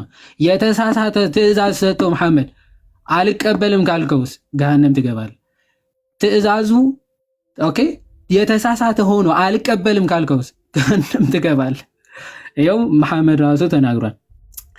ሱራ 4:80 ያዘው መልእክተኛውን የሚታዘዝ ሰው በእርግጥ አላህን ታዘዘ። መሐመድን መታዘዝ አላህን መታዘዝ ነው። እሱን አልታዘዝም ማለት በቃ ገሃነም ነው ፍርድ ማለት። መሐመድ ራሱ በሐዲስ ተናግረውታል። ሚሽካት አልመሳቢ 143 ላይ ሚሽካት አልመሳቢ 143 ላይ ሰሒህ ነው ግሬዱ። ምን ይላል? አቡ ሁረይራ ሪፖርትድ ጋድስ ሜሴንጀር አሴይንግ መሐመድ እንዲህ ብሎ ነበረ ኦል ማይ ፒፕል ዊል ኢንተር ፓራዳይዝ አለ ኤክሴፕት ዞስ ሁ ሪፊውዝ አለ። ሁሉም የኔ ህዝቦች ጀነት ይገባሉ አለ ኤክሴፕት ሁ ሪፊውዝ አለ የተቃወሙኝ ወይም ደግሞ እምቢ ያሉት ብቻ ማለት። ምን ማለት ነው? ሁ ሪፊውዝ ኦን ቢንግ አስክድ ሁ ሪፊውዝድ ማን ነው እምቢ ያለ የተቃወመው አለ። ሂ ሪፕላይድ ሂ ሁ ኦቤይስ ሚ ዊል ኢንተር ፓራዳይዝ ኤንድ ሂ ሁ ዲስኦቤይ ሚ ሃዝ ሪፊውዝድ አለ። ስለዚህ እኔን የታዘዘ እኔን የተከተለ እሱ ምን ብሏል? ኦኬ ገነት ይገባል። እኔን እምቢ ያለስ ኦፍ ኮርስ ሪፊዝ ስላደረገ ምን ይገባል? ሄል ይገባል አለ። እዚህ እርስ በርሱ ኮንትራዲክት ነው። መሐመድን መታዘዝ ገነት ያስገባል ካለ የተሳሳተ ትእዛዝ እየሰጠ እሱን የምትከተል ከሆነ ብቻዬን እሳሳታለሁ ወይም ደግሞ ከተሳሳትኩ እኔ ብቻ ይሳሳታለሁ ብሎ ነበር። ከተሳሳተም አብረውት ሙስሊሞቹ ይከተሉታል፣ ቢሳሳትም ባይሳሳትም ማለት ትክክልም ይሁን አይሁን ሙስሊሞች እንዲከተሉት ግድ አለባቸው ገነት ለመግባት ማለት ነው። ከተሳሳተስ አብረውት ይሳሳታሉ ሙስሊሞች ማለት ነው። ኦኬ ብቻውን ሳይሆን ሙስሊሞችም የግድ መከተል ስላለባቸው ለዛ ነው መሐመድ ከተናገረ አናመዛዝንም፣ ትክክል ነው አይደለም ብለን አናመዛዝንም ነው የሚለው። አሜን ብለን እንቀበለዋለን ብለው ያምናሉ። ሪፊዝ ካደረጉ ምን ይላል እንትን ይላሉ ማለት ነው። እሺ ሌላው ሱራ 5:90 ላይ እንመልከት። እናንተ ያመናችሁ ሆይ ይላል የሚያሰክር መጠጥ፣ ቁማርም፣ ጣዖታትም፣ አዝላምም ከሰይጣን ስራ የሆኑ እርኩስ ብቻ ናቸው ይላል። እዚህ ጋር ከሰይጣን የሆኑ እርኩስ ብቻ ናቸው የተባሉት ምን አሉ? የሚያሰክር መጠጥ አለ። የሚያሰክር መጠጥ ከሰይጣን ስራ የሆነ እርኩስ ብቻ ነው ብለው ተናግሯል። እሺ ሱራ 16:67 እንምጣ። ከዘንባባዎችና ከወይኖችም ፍሬዎች እንመግባችኋለን ይላል። ከእርሱም ጠጅንና መልካምን ምግብንም ትሰራላችሁ። ጠጅንና መልካምን ምግብን ትሰራላችሁ፣ በዚህም ውስጥ ለሚያስቡ ህዝቦች በእርግጥ ተአምር አለ ይላል። እዚህ ጋር ጠጅ የሚል አለ። ለሚያስቡ ማሰብ ለሚችሉ ህዝቦች ጠጅ መስራት ምንድን ነው አለ? ተአምር ነው፣ ከአላህ የሆነ ተአምር ነው አለ። አሁን እዚህ ጋር ምን ሊጫወቱ ይችላሉ? አይ ጠጅ ማለት እኮ ማያሰክር ምናምን ሊሆን ይችላል ሊሉ ይችላሉ አይደለ? ሙስሊም በሚገርማችሁ ቁርአኑ አንዴ እንትኑን ላሳያችሁና አረብኛውና ትራንስሊትሬሽኑ አንዴ ኦን ላድርግና ላሳያችሁ። ሰክራን ነው የሚለው ተፍሲሩም ምን ብሎ እንደሚያብራራ አሳያችኋለሁ። ይቅርታ እንግዲህ ሰዓት እንዳልስ ችግር የለውም። ቴክ ዩር ታይም ረጋ ብለን ትመል ችግር የለውም። ኦፍ ኮርስ እሺ፣ እሱማ ግድ ነው። እሺ ሱራ 16:67 አይደል? ተመልከቱ። በእንግሊዝኛው ትራንስሊትሬሽኑን ላሳያችሁ። ወማ ተራራን እዚህ ጋር ይታያችኋል። ሳክራን የሚለው ሳካራን ሚል ይታያል። አቀ የሚያሰክር ማለት ነው። የሚያሰክር መጠጥ ነው። ኦኬ ለማስረገጥ ያክል እንደው እኛ ብቻ ሆይ ሳካራን ስላለ የሚያሰክር መጠጥ ስላለ አይ የሚያሰክር ነው ብለን አንወስድም ሊሉ ይችላሉ። የሚያሰክር ቢልም የማያሰክር ነው ሊሉ ይችላሉ አንዳንዶቹ። ግን ተፍሲራቶቹን ደግሞ እንመልከት። ኦኬ end of the fruits of the date palm ማለት ነው። and grapes whence ye drive strong drinks ማለት ነው። ጠንካራ መጠጦች ኢንቶክሲካንትስ። ኦኬ የሚያሰክር ኃይለኛ መጠጥ ማለት ነው ኢንቶክሲካንት። but ይላል this is abrogated ይሄ ከመከልከሉ በፊት ነበረ ይላል። ኦኬ ከመከልከሉ በፊት ያው አልጀላለይንም በተመሳሳይ ሁኔታ ምን from which you draw an intoxicant a wine that is intoxicates ይላል። a wine that intoxicates ይላል። የሚያሰክር ዋይን ነው ይልና ይሄ ግን በኋላ ላይ ምን ሳክራን ነው የሚለው ኢንቶክሲካንት ማለት ነው፣ የሚያሰክር ማለት ነው። በኋላ ላይ ግን ምን ሆኗል ይላሉ? አብሮጌት ሆኗል መሐመድ ከመጣ በኋላ ምናምን ይላሉ። ዞሮ ዞሮ ይሄ ግን ወይን ምንድነው አለ? የሚያሰክር ወይን መስራት ለሚያስቡ ህዝቦች በእርግጥ ተአምር ነው። እኛንን ባይዘው ከዘንባባዎችና ከወይኖች ፍሬዎች እንመግባቸዋለን አላህ ራሱ ነው የሚሰጥ። ይሄን መስጠት ይሄንን ጥበብ የሰጠዋችሁ እኔ ነኝ ብሎ እየተናገረ ነው። እዛ ምን ብላ ሰይጣን ነው ብሎ ነበር ወይ ዘር ይሄንን ፍሩ እንዲሆን ሰይጣንና አላህ አንድ ሊሆን ይገባቸዋል። ኦኬ እርኩስ ሲሆኑ ብቻ ናቸው ብሎ ነበር። እዚህ ጋር ግን ተአምር የሆኑ ናቸው ብሏል። ደግሞ የሚያሰክር የወይን ጠጅ መስራት ማለት ሶ ክሊር ኮንትራዲክሽን ነው። ኦኬ አሁን ደግሞ በስነ ፍጥረት አፈጣጠር ራሱ እርስ በርሱ ኮንትራዲክት የሚያደርግ እሱን ተመልክተን ወደ ሁለት ሳይንቲፊክ እና አንድ ደግሞ ሂስቶሪካል አይተን እንጨርሳለን። አልበቀራ ይሄን ደግሞ ተመልከቱ። ስለ አፈጣጠር ኦርደር ሲናገር ምን ይላል? አልበቀራ ሱራ 2:29 ላይ እርሱ ያ በምድር ያለውን ሁሉ ለእናንተ የፈጠረ ነው ይልና ከዚያም ወደ ሰማይ አሰበ፣ ሰባት ሰማያትም አደረጋቸው ይላል። አሁን እዚህ ጋር እርሱ ያ በምድር ላይ ያለውን ሁሉ ለእናንተ የፈጠረ ነው ከዚያም ይላል አይደል? በምድር ያለውን ሁሉ ለእናንተ ፈጠረ። ከዚያ ማለት ይሄን ካደረገ በኋላ ማለት ነው አይደል? ከዚያ ምን አለ? ወደ ሰማይ አሰበ፣ ሰባ ሰማያትም አደረጋቸው ይላል። ስለዚህ አስቀድማ ምድር ፈጠረ፣ በምድር ለኛ የሚያስፈልጉ ምናምን ለሰው ልጆች የሚያስፈልጉ ፈጠረ። ከዛስ ሰማይ ሄደና ደግሞ ሰማይ ሰባት ሰማያት አደረጋቸው እያለ ጥሩ። ሱራ 21 ደግሞ እንሂድ። ሱራ 21 30 ላይ ሱራ 21 30 ላይ ምን ይላል? እንደዚያም የካዱት ሰማያትና ምድር የተጣበቁ የነበሩና የለያያቸው መሆናቸውን አያውቁምን? ሕያው የሆነ ነገር ሁሉ ከውሃ ፈጠረ ይላል። አሁን እዚህ ጋር ሁለት ኢረሮችን እንመለከታለን። ሁሉም ነገር ሕያው የሆነው ከውሃ ፈጠረ ብሎ ተናገረ። በአንጻሩ ደግሞ ጅኒዎች ከእሳት፣ መላኢካዎች ከብርሃን ፈጠረ ብለው ነው የሚያምኑት ማለት። ሁሉም ሕያው የሆነ ነገር ከምን ከውሃ ፈጠረ ብለው ነበር። ከራሱ ጋር ኮንትራዲክት ያደርጋል። መላኢካዎችና ጅኒዎች ከእሳት፣ መላኢካዎች ከብርሃን ተፈጠሩ ብለው ስለሚያምን ሕያው ስለሆኑ።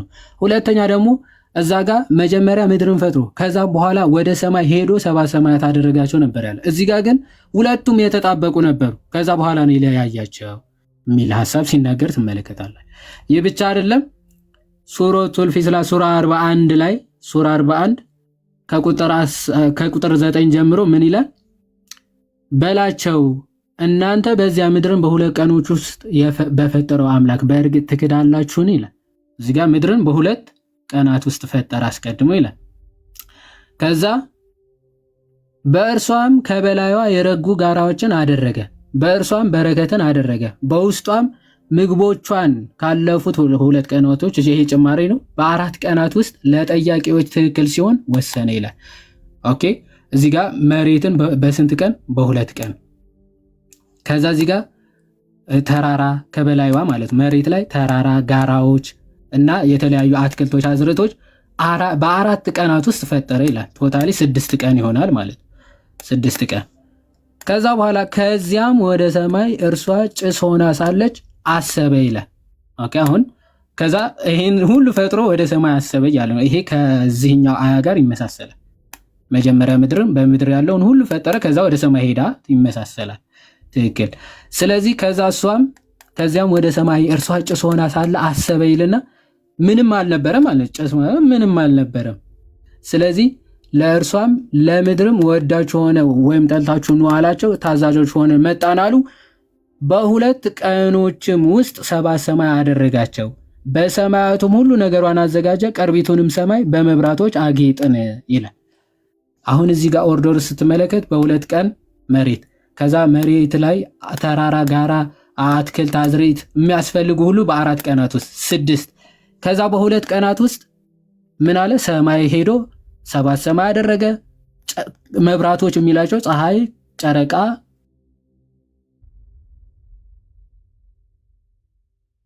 ከዋክብት ማለት ነው። መብራቶችን ከዛ በኋላ ፈጠረ እያለ ነው። ስለዚህ ኦርደሩ ወደ 8 ቀን ይሆንና ችግር የለውም ይሄኛው ከዚህኛው 2 ቀን ጋር ደምሮ ነው የቆጠረው ምናምን ብለው ለማስተካከል ይሞክራሉ ይሄኛው።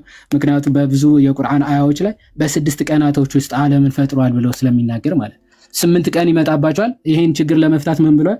ይሄኛው 4 ቀን ያለው ከዚህ ጋር ደምሮ ነው ብለው ይናገራሉ። ችግር የለውም። ዞሮ ዞሮ እዚህ ጋር መሬት፣ ከዛ በኋላ ጋራ፣ ሸንተረሩ ምናምን ፈጠረ። ከዛ በኋላ ሰማይ፣ ሰባት ሰማይ አደረገ። ፀሐይ፣ ጨረቃ፣ ከዋክብት ፈጠረ መጨረሻ ላይ። ይሄ ኦርደር እንመለከታለን። እሺ ሱራ 79 ደግሞ እንመልከት። ሱራ 79 ደግሞ ኮምፕሊትሊ በተገላቢጦች ማለት ነው። ተመልከቱ። ሱራ 79 ከ27 ጀምሮ እንመልከት። በአፈጣጠር እናንተ ይበልጥ የበረታችሁ ናችሁ ወይስ ሰማይ ገነባት ይላል። ሰማይ ገነባት። እሺ ሰማይን ገነባት ተብለናል። እዚህ ከፍታዋንም አጓነ አስተካከላትም ይላል። ከፍታ ወደ ላይ ከፍታዋን ደረደረ አስተካከላትም ሰማይ ማለት ነው። እሺ ሌሊቷንም አጨለመ ቀኗንም ገለጸ ማለት ይህ ጨረቃና ከዋክብትን ከፈለ ማለት ነው። ከዛ ምድርንም ከዚህ በኋላ ዘረጋት ይላል። ኦኬ ሰማይን እዚህ አስተካክሏል፣ ገነባት ተብሏል። ከፍታዋን አስተካክሏል ተብሏል። ቀንና ፀሐይና ጨረቃ ሌሊቷን አጨለመ፣ ቀኗንም ገለጸ። ፀሐይን ጨረቃን ፈጠረ ማለት ነው። ከዚህ በኋላ ምድርን ነው ከዚህ በኋላ ዘረጋት የሚለው አያችሁ። እዛ ጋር መጨረሻ ጨረቃና ፀሐይ ራሱ መጨረሻ ነው አይደለ የፈጠረው? መጨረሻው ሁለተኛው ቀን ላይ ሰባት ሰማይ ያደረጋቸው መብራቶቹንም አጌጥን አይደለ ያለው። እዚህ ጋር ደግሞ በአንጻሩ ሰማይ ሰራ፣ ከፍታዋን አስተካከላት፣ ሌሊቷና ቀኗን አስተካከለ። የሰማይ ማለት ነው እስከ ጨረቃና ፀሐይ አፈጣጠር መጣ። ምድርንም ከዚህ በኋላ ዘረጋት ይላል። ይህን ካደረገ ከዚህ በኋላ ማለት ይህን ካስተካከለ በኋላ ምድርን ዘረጋት ይላል። ከዛ በኋላ ውሃዋንም ግጦሿንም ከእርሷ አወጣ፣ ጋራዎቿንም አደላደለ፣ ለእናንተም ለእንስሶችም መጠቀሚያ ይሆን ዘንድ ይህን አደረገ ይላል። ይሄ ኮምፕሊትሊ ቫይስ ቨርሳ እንዲህ የተገለበጠ ኦርደር ማለት ነው። እዚህ ጋር ሰማይ ነው አስቀድሞ የተፈጠረው፣ ከዛ መጨረሻ ምድር ነው። እዛ ጋር ምድር ነው መጀመሪያ የተፈጠረችው፣ መጨረሻ ሰማይ ነው። እዛ መሀል ላይ ደግሞ ያሳየዋቸው እዚህኛው ሱራ 21:30 ደግሞ ሁለቱም ሲጀመር ተጣብቀው የነበሩ ናቸው። ሶስት አይነት የሰማይና የምድር አፈጣጠር ኦርደራቸው ማለት ነው። ኦኬ ቅደም ተከተለ ተጣብቀው ነው።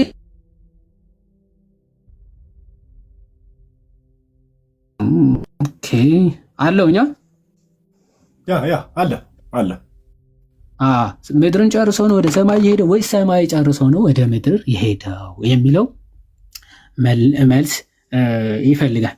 አሁን ወደ ሳይንቲፊክ ኤረር ሁለት ብቻ ሳይንቲፊክ ኤረሮች አሳይቼ ወደ ቀጣዩ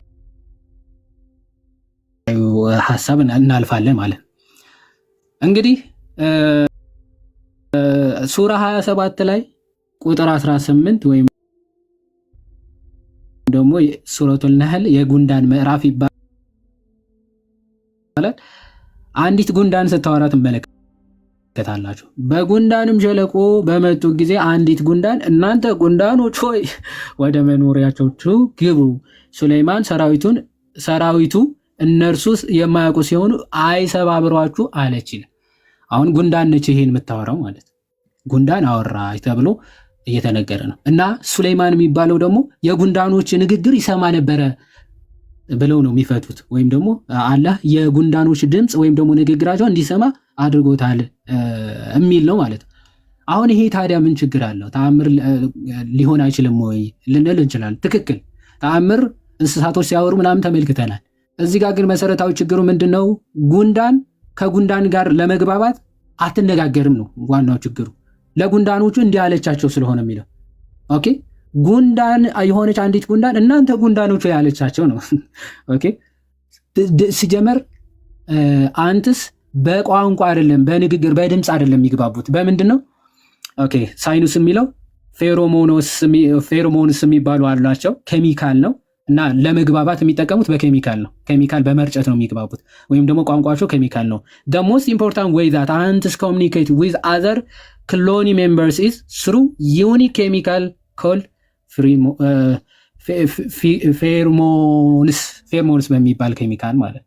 ስለዚህ ስሜል እያደረጉ ነው የሚግባቡት እንትኖቹ ኬሚካሉ ሲረጭ ስሜል እያደረጉ ነው የሚግባቡት ኮሚኒኬት የሚያደርጉት እንጂ እንደ ሌሎች እንስሳት በቋንቋ በቃላት በድምፀት ምናምን አይግባቡም። ይህ ትልቅ መሰረታዊ ሳይንቲፊክ ኢረር ነው፣ ትልቅ ስህተት ነው። ንብም ከሆዷ ነው ማረር የምታዘጋጀው ምናምን የሚል ኢረር አለ። እሱን ሌስ ፕሮሲደት እሱን እንለፈውና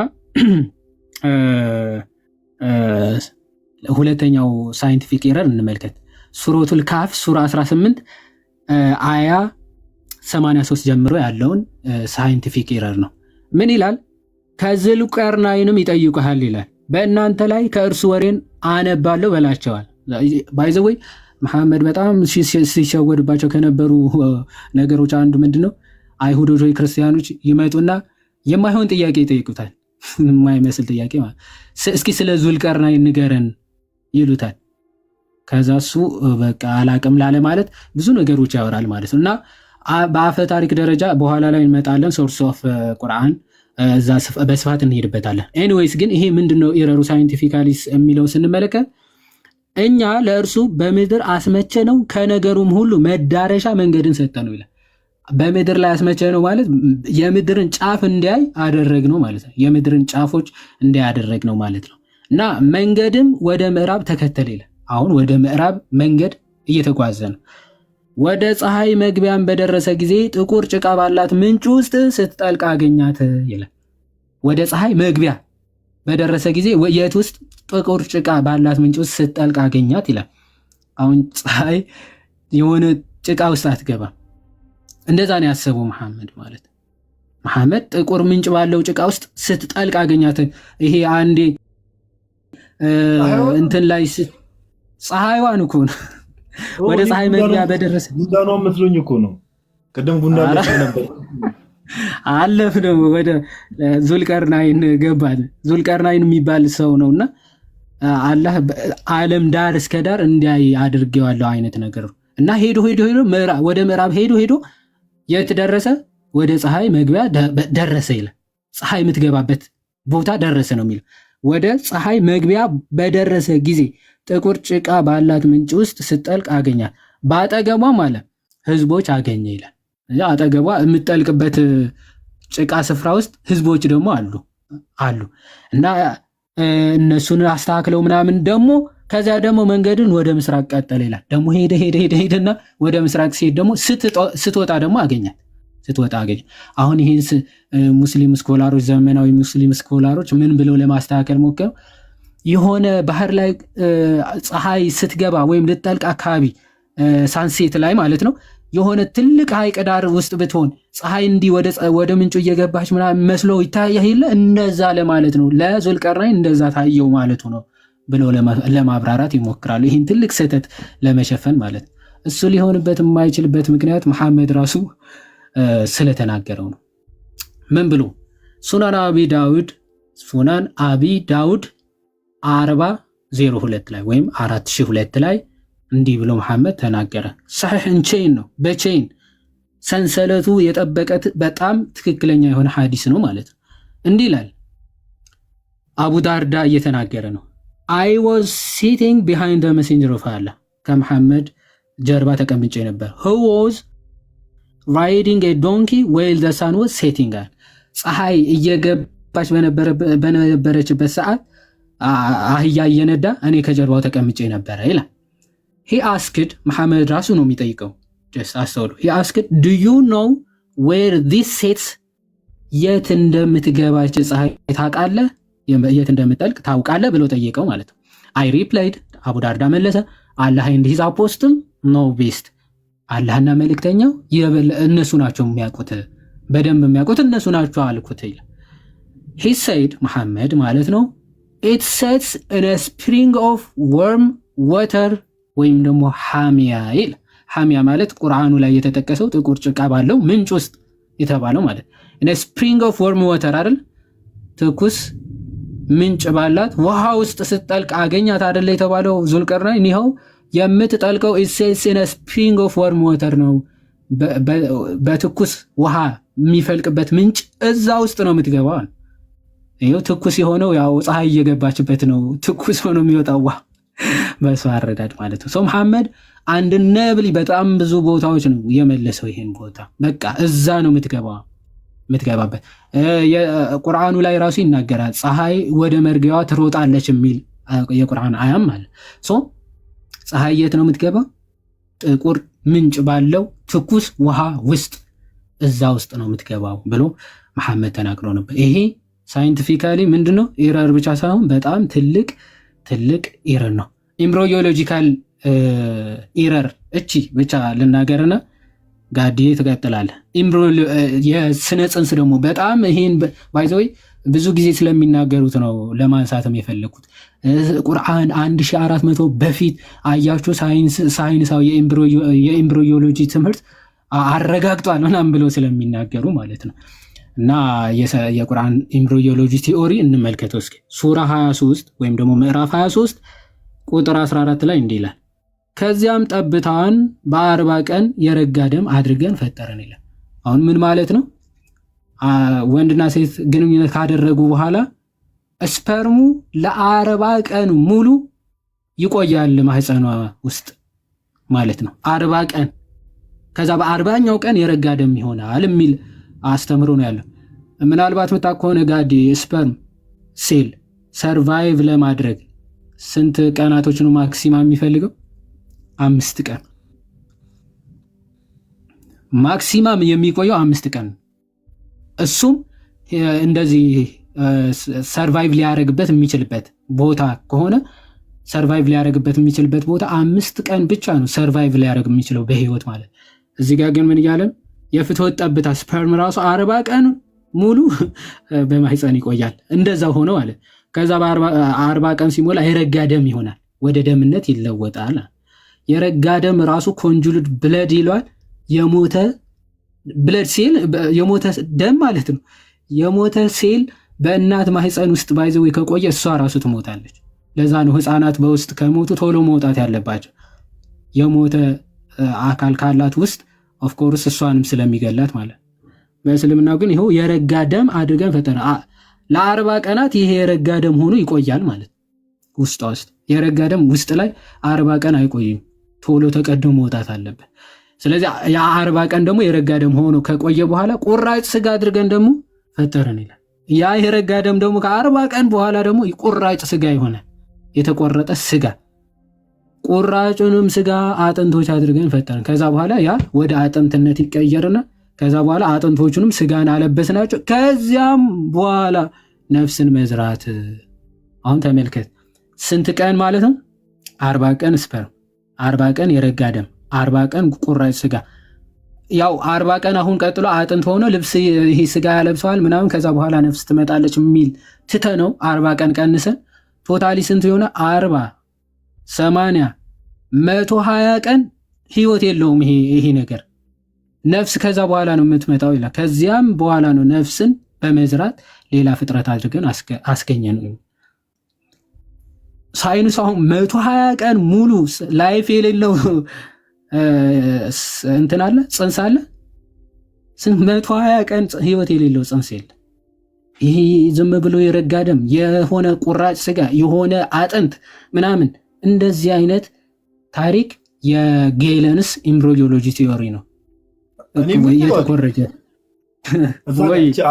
40 ቀን የምትለው በቅንፍ ለሁሉም ጽሁፍ ነው የምትሆነው? አዎ አለ። በእንትንም ማሳየት ይቻላል፣ በሐዲስም ማውጣት ይችላል። አይ ቲንክ ማውጣት ይችላል እያንዳንዱ። ትክክል። አዎ እያንዳንዱ ዴይ ላይ 40 ቀን ነው። 40 ቀን በተመሳሳይ ነው የሚቆዩት እንትኖቹ ማለት እና ሚኒማም 120 ቀን ላይፍለስ ጽንስ በሴትዮዋ ሆድ ውስጥ አለ ብሎ ነው የሚታመነው በእስልምና። ይሄ ደግሞ ከሳይንስ ጋር ፈጽሞ የሚጋጭ የሚቃረን ነው። ማክሲማም 40 ቀን ላይፍ አለው ፉሊ። በቃ ቦዲ ፓርቶቹ ራሱ ኤግዚስት ከመጀመሪያው ጀምሮ ባይ ዘ ወይ ሴሎቹ ላይፍ ያላቸው ናቸው። ላይፍ ያላቸው ከመጀመሪያው ጀምሮ ያ ሴል ነው እየተባዛ ቦዲ ፓርቶቹ ራሱ ፉል ቦዲ ፓርቶቹ በ40 ቀናት ያልቃሉ፣ ቅርጻቸውን ይዘው ማለት ነው። በቤተ ክርስቲያናችን አስተምሮ ለዛ ነው ሰው በ40 ቀኑ ትሾመዋለህ የሚባለው ለዛ ነው። ለክፉም ለደጉም ለበጎም በ40 ቀኑ ትሾመዋለህ ብሎ አትናቴዎስ በሃይማኖተ አበውም ይናገራል። ምን ማለት ነው? 40 ቀን ሲሞላው ሁሉ የሰውነት ህዋሳቶቹ ተዘጋጅተው ያልቃሉ። ስለዚህ በጎም ለመስራት ክፉም ለመስራት የተዘጋጀ የሰውነት ክፍሎች የሚኖሩት በ40 ቀን ላይ ነው እና በዚህ ግን ስንት 120 ቀን ማለት ኦልሞስት 4 ወር ማለት ነው። 4 ወር ነፍስ ማጥፋትም። ስለዚህ ለምሳሌ ከ4 ወር በታች ያለ ጽንስ እኮ ላይ ካሁን ባልከው ትምህርትና በእስልምናው ከሄድን ከ4 ወር በታች ያለ ጽንስ የሙስሊም ሴቶች ሲያስወርዱ እንደ ኃጢአትም አይቆጠርም ማለት ነው። ለምን? ነፍስ አልነበረውም ያ ነገር። ኦፍ ኮርስ ነፍስ አጠፋ አይባልም። የት አለ ነፍስ? ሲጀምር ነፍስ ማጥፋት ትለኛለህ እንዴ? የት አለ ነፍስ? ነፍስ የለም እኮ ማስወረድ ሐላል ነው እያልኩ እኮ። ኤኒዌይስ እና እንደዚህ ነው። በጣም ብዙ አሁን እንግዲህ ለናሙና ያክል ነው። በጣም እኒ ከተባለ አሸን ግጭቶች፣ አሸን ስህተቶች፣ አስቂኝ ስህተቶች ማውጣት ይቻላል። ግን ከሰዓት አኳያ ይህንን ካየን ይበቃል ብዬ አስባለሁ። አንዴ ውሃ ከመጎንጨቱ በፊት ይዋዴ እስካሁን ለነበረው ቃል ታሰማል። አንድ ነገር እኔ ክላሪፋይ ማድረግ ምፈልገዋል። ከዚህ በፊት ተሰማው የነበረው ነገር ቁርአን ላይ አንድ ቦታ ለምሳሌ ኢንተርሴሽን አይ ቲንክ በቁርአን ወይ ደግሞ በእስልምና አስተምሮ ምልጃ ወይ ደግሞ አማላጅነት የሚባለው ነገር አይ ቲንክ እንደ ኃጢአት ነው የሚታየው አይደለ? ማንም ለማንም ማማለድ አይችልም አይደል? አዎ አላህ ብቻ ነው አማላጅ ይላል ቁርአኑ ላይ። በኋላ ግን መሐመድ አማላጅ ነው ምናምን ብለው የሐዲሳቶቹ ላይ ምናምን ጨማምሯል። ግን ቁርአኑ የሚለው ከአላህ በቀር አማላጅ የላችሁም ነው፣ ማንም አማላጅ የለም ነው የሚለው። በትንሣኤ ቀን እኔ እንደውም የሰማሁትም የሆነ ከዚህ በፊትም አንብቤዋለሁ። በእርግጥ በትንሣኤ ቀን በሪዘሬክሽን ቀን ይመስለኛል አይደለ? ከአዳም ጀምሮ ይመጣሉ፣ ሁሉም ይመጡና ልክ መሐመድ ጋር ሲደርስ ነው የሆነ አይደል አማላጅነቱ ተቀባይነት እንትን ያለው። እንደዚህ አይነት ነገር ያነበብኩ መሰለኝ። ትክክል። ሁሉም ነቢያት ጋር እየሄዱ አማልዱን አይነት ነገር ይላሉ። አይቻለንም እያሉ ይመጡና ለመሐመድ ግን ተሰጠው ምናምን የሚል ሐዲስ አለ እሱ ጋር። ቡካሪ ነው ደግሞ ሐዲሱ መሰለኝ አይደል? ትክክል። ቁርአን ግን ሱራ 32:4 ላይ ምንድነው የሚለው? ከእርሱ ሌላ ከአላህ ማለት ነው ለእናንተ ረዳትም አማላጅም ምንም የላችሁም አትገሰጹም ብሎ ይናገራል። ረዳት የሚረዳም የሚያማልድም ከእርሱ በቀር ማንም የላችሁም ነው የሚለው እና ከየት አምጥተው እንደሆነ ይደው ነው የራሱ ጥያቄ የሚያስነሳ ነገር ነው። ማንም አማላጅ የለም በሚባልበት ሁኔታ ደግሞ ንጽጽሩም ትንሽ ያስቃል። ቱ ቢሆነስት ኤኒዌይስ እስቲ ኮሜንት ነው እናድርግና ለታች ላሉ ሰዎችም 1-2 ደቂቃ ተንፈስ ይበሉ። ዮሐዴም እስከዛ ድረስ ውሃ ምናምን ነገር ይጠጣ። ንጽጽሩም ትንሽ ያስቃል። አሁን እንግዲህ ዮሐዴ እንዳሳየን ኢንተርናል ኮንትራዲክሽኖች አሉ፣ ሌሎችም ማሳየት ይቻላል። እንደተባለው ከላይ ራፍሊ እናንተ አንደርስታንድ እንድታደርጉት ነው። ከዛ ከሳይንስ አንጻር ከስነ ፍጥረት አንጻር ኦኬ እነዚህ ነገሮች ራሱ ቁርአን ውስጥ ያሉ ግጭቶችን ዮሐዴ ያሳይቶናል። ከሳይንስ አንጻር ከስነ ፍጥረት አንጻር ከዛ ኢንተርናል ኮንትራዲክሽኖች ሌሎችን ማቅረብ ይቻላል። ቀደም ዮሐዴ እንደነገረ እንዳሳየንም ግን እንደተባለው አሁን የዚህ የእንትኑ ጉዳይ ራሱ ነው አሁን ከዚህ በፊት ስሰማው ራሱ በጣም ያስቀኛል። ዮሐዴ እስከዛ ድረስ ዋይ ጠጣ ትንሽ ተንፈስ ይበልና አሁን ጉንዳኖቹ እንዴት ነው የሚያወሩት ምናምን የሚለው ነገር እሱን እንተው። ባይዘው መጽሐፍ ቅዱስ ለምሳሌ አህያ ተናገረች ሲባል አህያ የተናገረችበት ፐርፐዝ መጽሐፍ ቅዱስ ለምሳሌ አህያ የተናገረችበት ፐርፐዝ እዛ ጋር የቆመውን ሰው አድሬስ ለማድረግ ነው። ያ የቆመው ሰው መልእክት አልሰማ ብሎ አልረዳ ብሎ ሊትራሊ አህያዋ ስትናገር እንመለከታለን። ኦኬ አህያዋ ስትናገር ለምን መልእክቱ ራሱ በአህያ በኩል አህያዋ ተናግራ መልእክቱ እንዲደርስ የተፈለገው ሰው ጋር ስለሆነ ኦኬ ሰው ጋር ስለሆነ አሁን ጉንዳንና ጉንዳን ሲነጋገሩ እንግዲህ አላቅም የጉንዳን ምዕራፍ የተባለበትም እዛ ምክንያቱ ብሎኛል ዮሐዴ። እንደውም ዛሬም ሌላ አዲስ እውቀት አስጨበጥከን። እኔ ብዙ ጊዜ ግራ ይገባኛል እንደዚህ ቶፒክ አሰጣጥ ላይ የጉንዳን ምዕራፍ የምን ምዕራፍ ሲባል ትንሽ ግራ ያጋባልና አሁን የተባለው ላይ ራሱ ጋይስ ዮሐዴ እስኪያርፍ ድረስ እስቲ እናንተን አሳስቱኝ። ለምሳሌ አሁን ዮሐዴ እንዳለው ሱራ 3:24 ላይ ከአላህ ውጪ there is no intercessor other than አላህ ይላል። ኦኬ ከአላህ ውጪ ወይ ደግሞ ሌላ ላይክ እንደውም ቆይስ ኖትፓድ ላይ የሆነ ቦታ አልጻፍኩትም ይሄን ነገር አንዴ ቆይ ጋይስ 30 ሰከንድ ውስጥ ከዚህ በፊት ሳነብ ትንሽ በጣም ገርሞኝ ነው እንደውም እሺ ይሄ ከቁርአኑ ጋር እንግዲህ ሳይ አልቡካሪ እንግዲህ በጣም ግሬድ 1 ነው የሚሉት እና ዮሐዴ ሲጠሩት አክሰፕተብል የሆነ ሐዲስ ነው። እሺ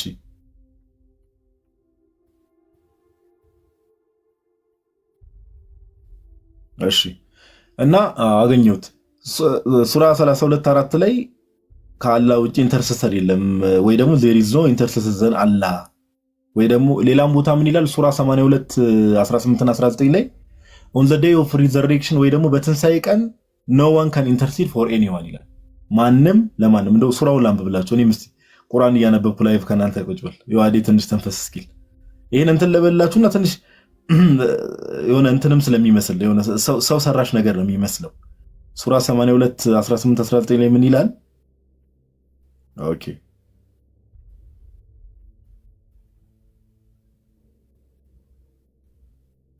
ምን ይላል መሰላችሁ? በደንብ ስሙ። ሱራ 82:18-19 ላይ እንደዚህ ይላል። 18 ላይ ከዚያም የፍርዱ ቀን ምን እንደሆነ ምን አሳወቀ እርሱ ይላል ማንኛይቱም ነፍስ ለሌላይቱ ነፍስ ምንም ማድረግ የማትችልበት ቀን ነው። ኦኬ ማንኛውም ነፍስ ለሌላይቱ ነፍስ ምንም ማድረግ የማትችልበት ቀን ነው። በምን በኦን ዘ ዴይ ኦፍ ሪዘሬክሽን ወይ ደግሞ የፍርድ ቀን በሚባለው። ኦኬ ቁርአኑ ምን ይላል? ሌላ ኢንተርሰሰር የለም፣ አማላጅ የለም ይልና ከዛ በፍርድ ቀን በትንሣኤ ቀን የትኛውም ነፍስ ለሌላ ነፍስ ምንም ማድረግ አትችልም ይላል። ኦኬ ማንኛይቱም ነፍስ ለሌላይቱ ነፍስ ምንም ማድረግ የማትችልበት ቀን ነው ይላል።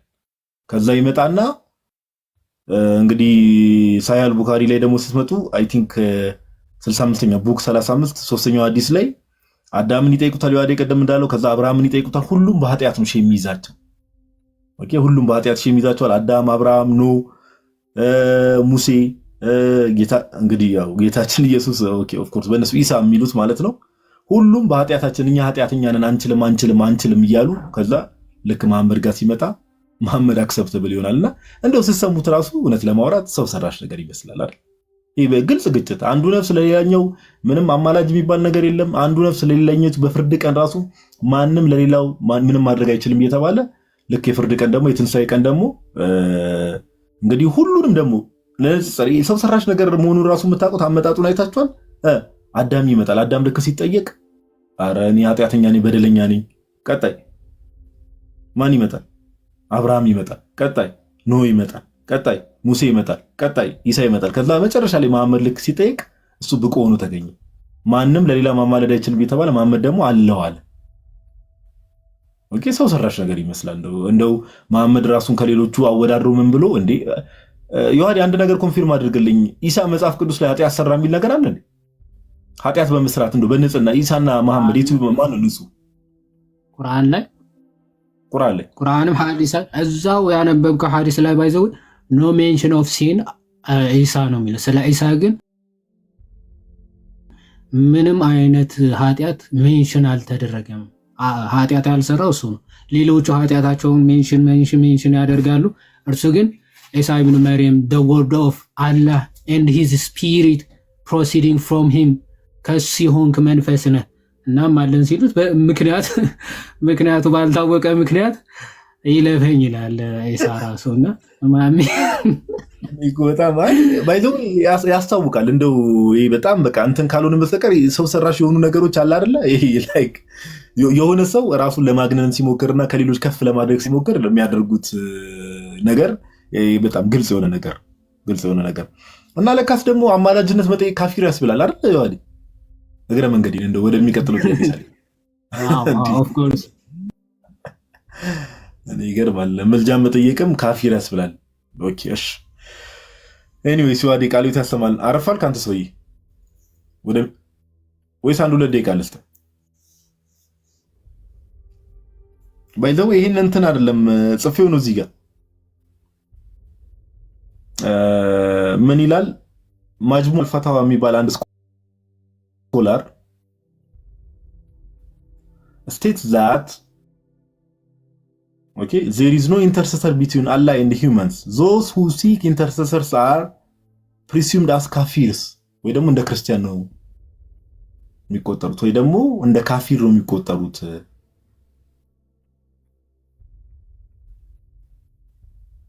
ኦኬ ስለዚህ ይህንን የሚያስቡ ሰዎችም እንደዛ ነው የሚያስቡት። ኦኬ ኤኒዌይስ ይህ ጥሩ ኖሌጅ ነው። ለማንኛውም ቁርአን ላይ ያሉ ኮንትራዲክሽኖችን በደንብ ተመልክታችኋል።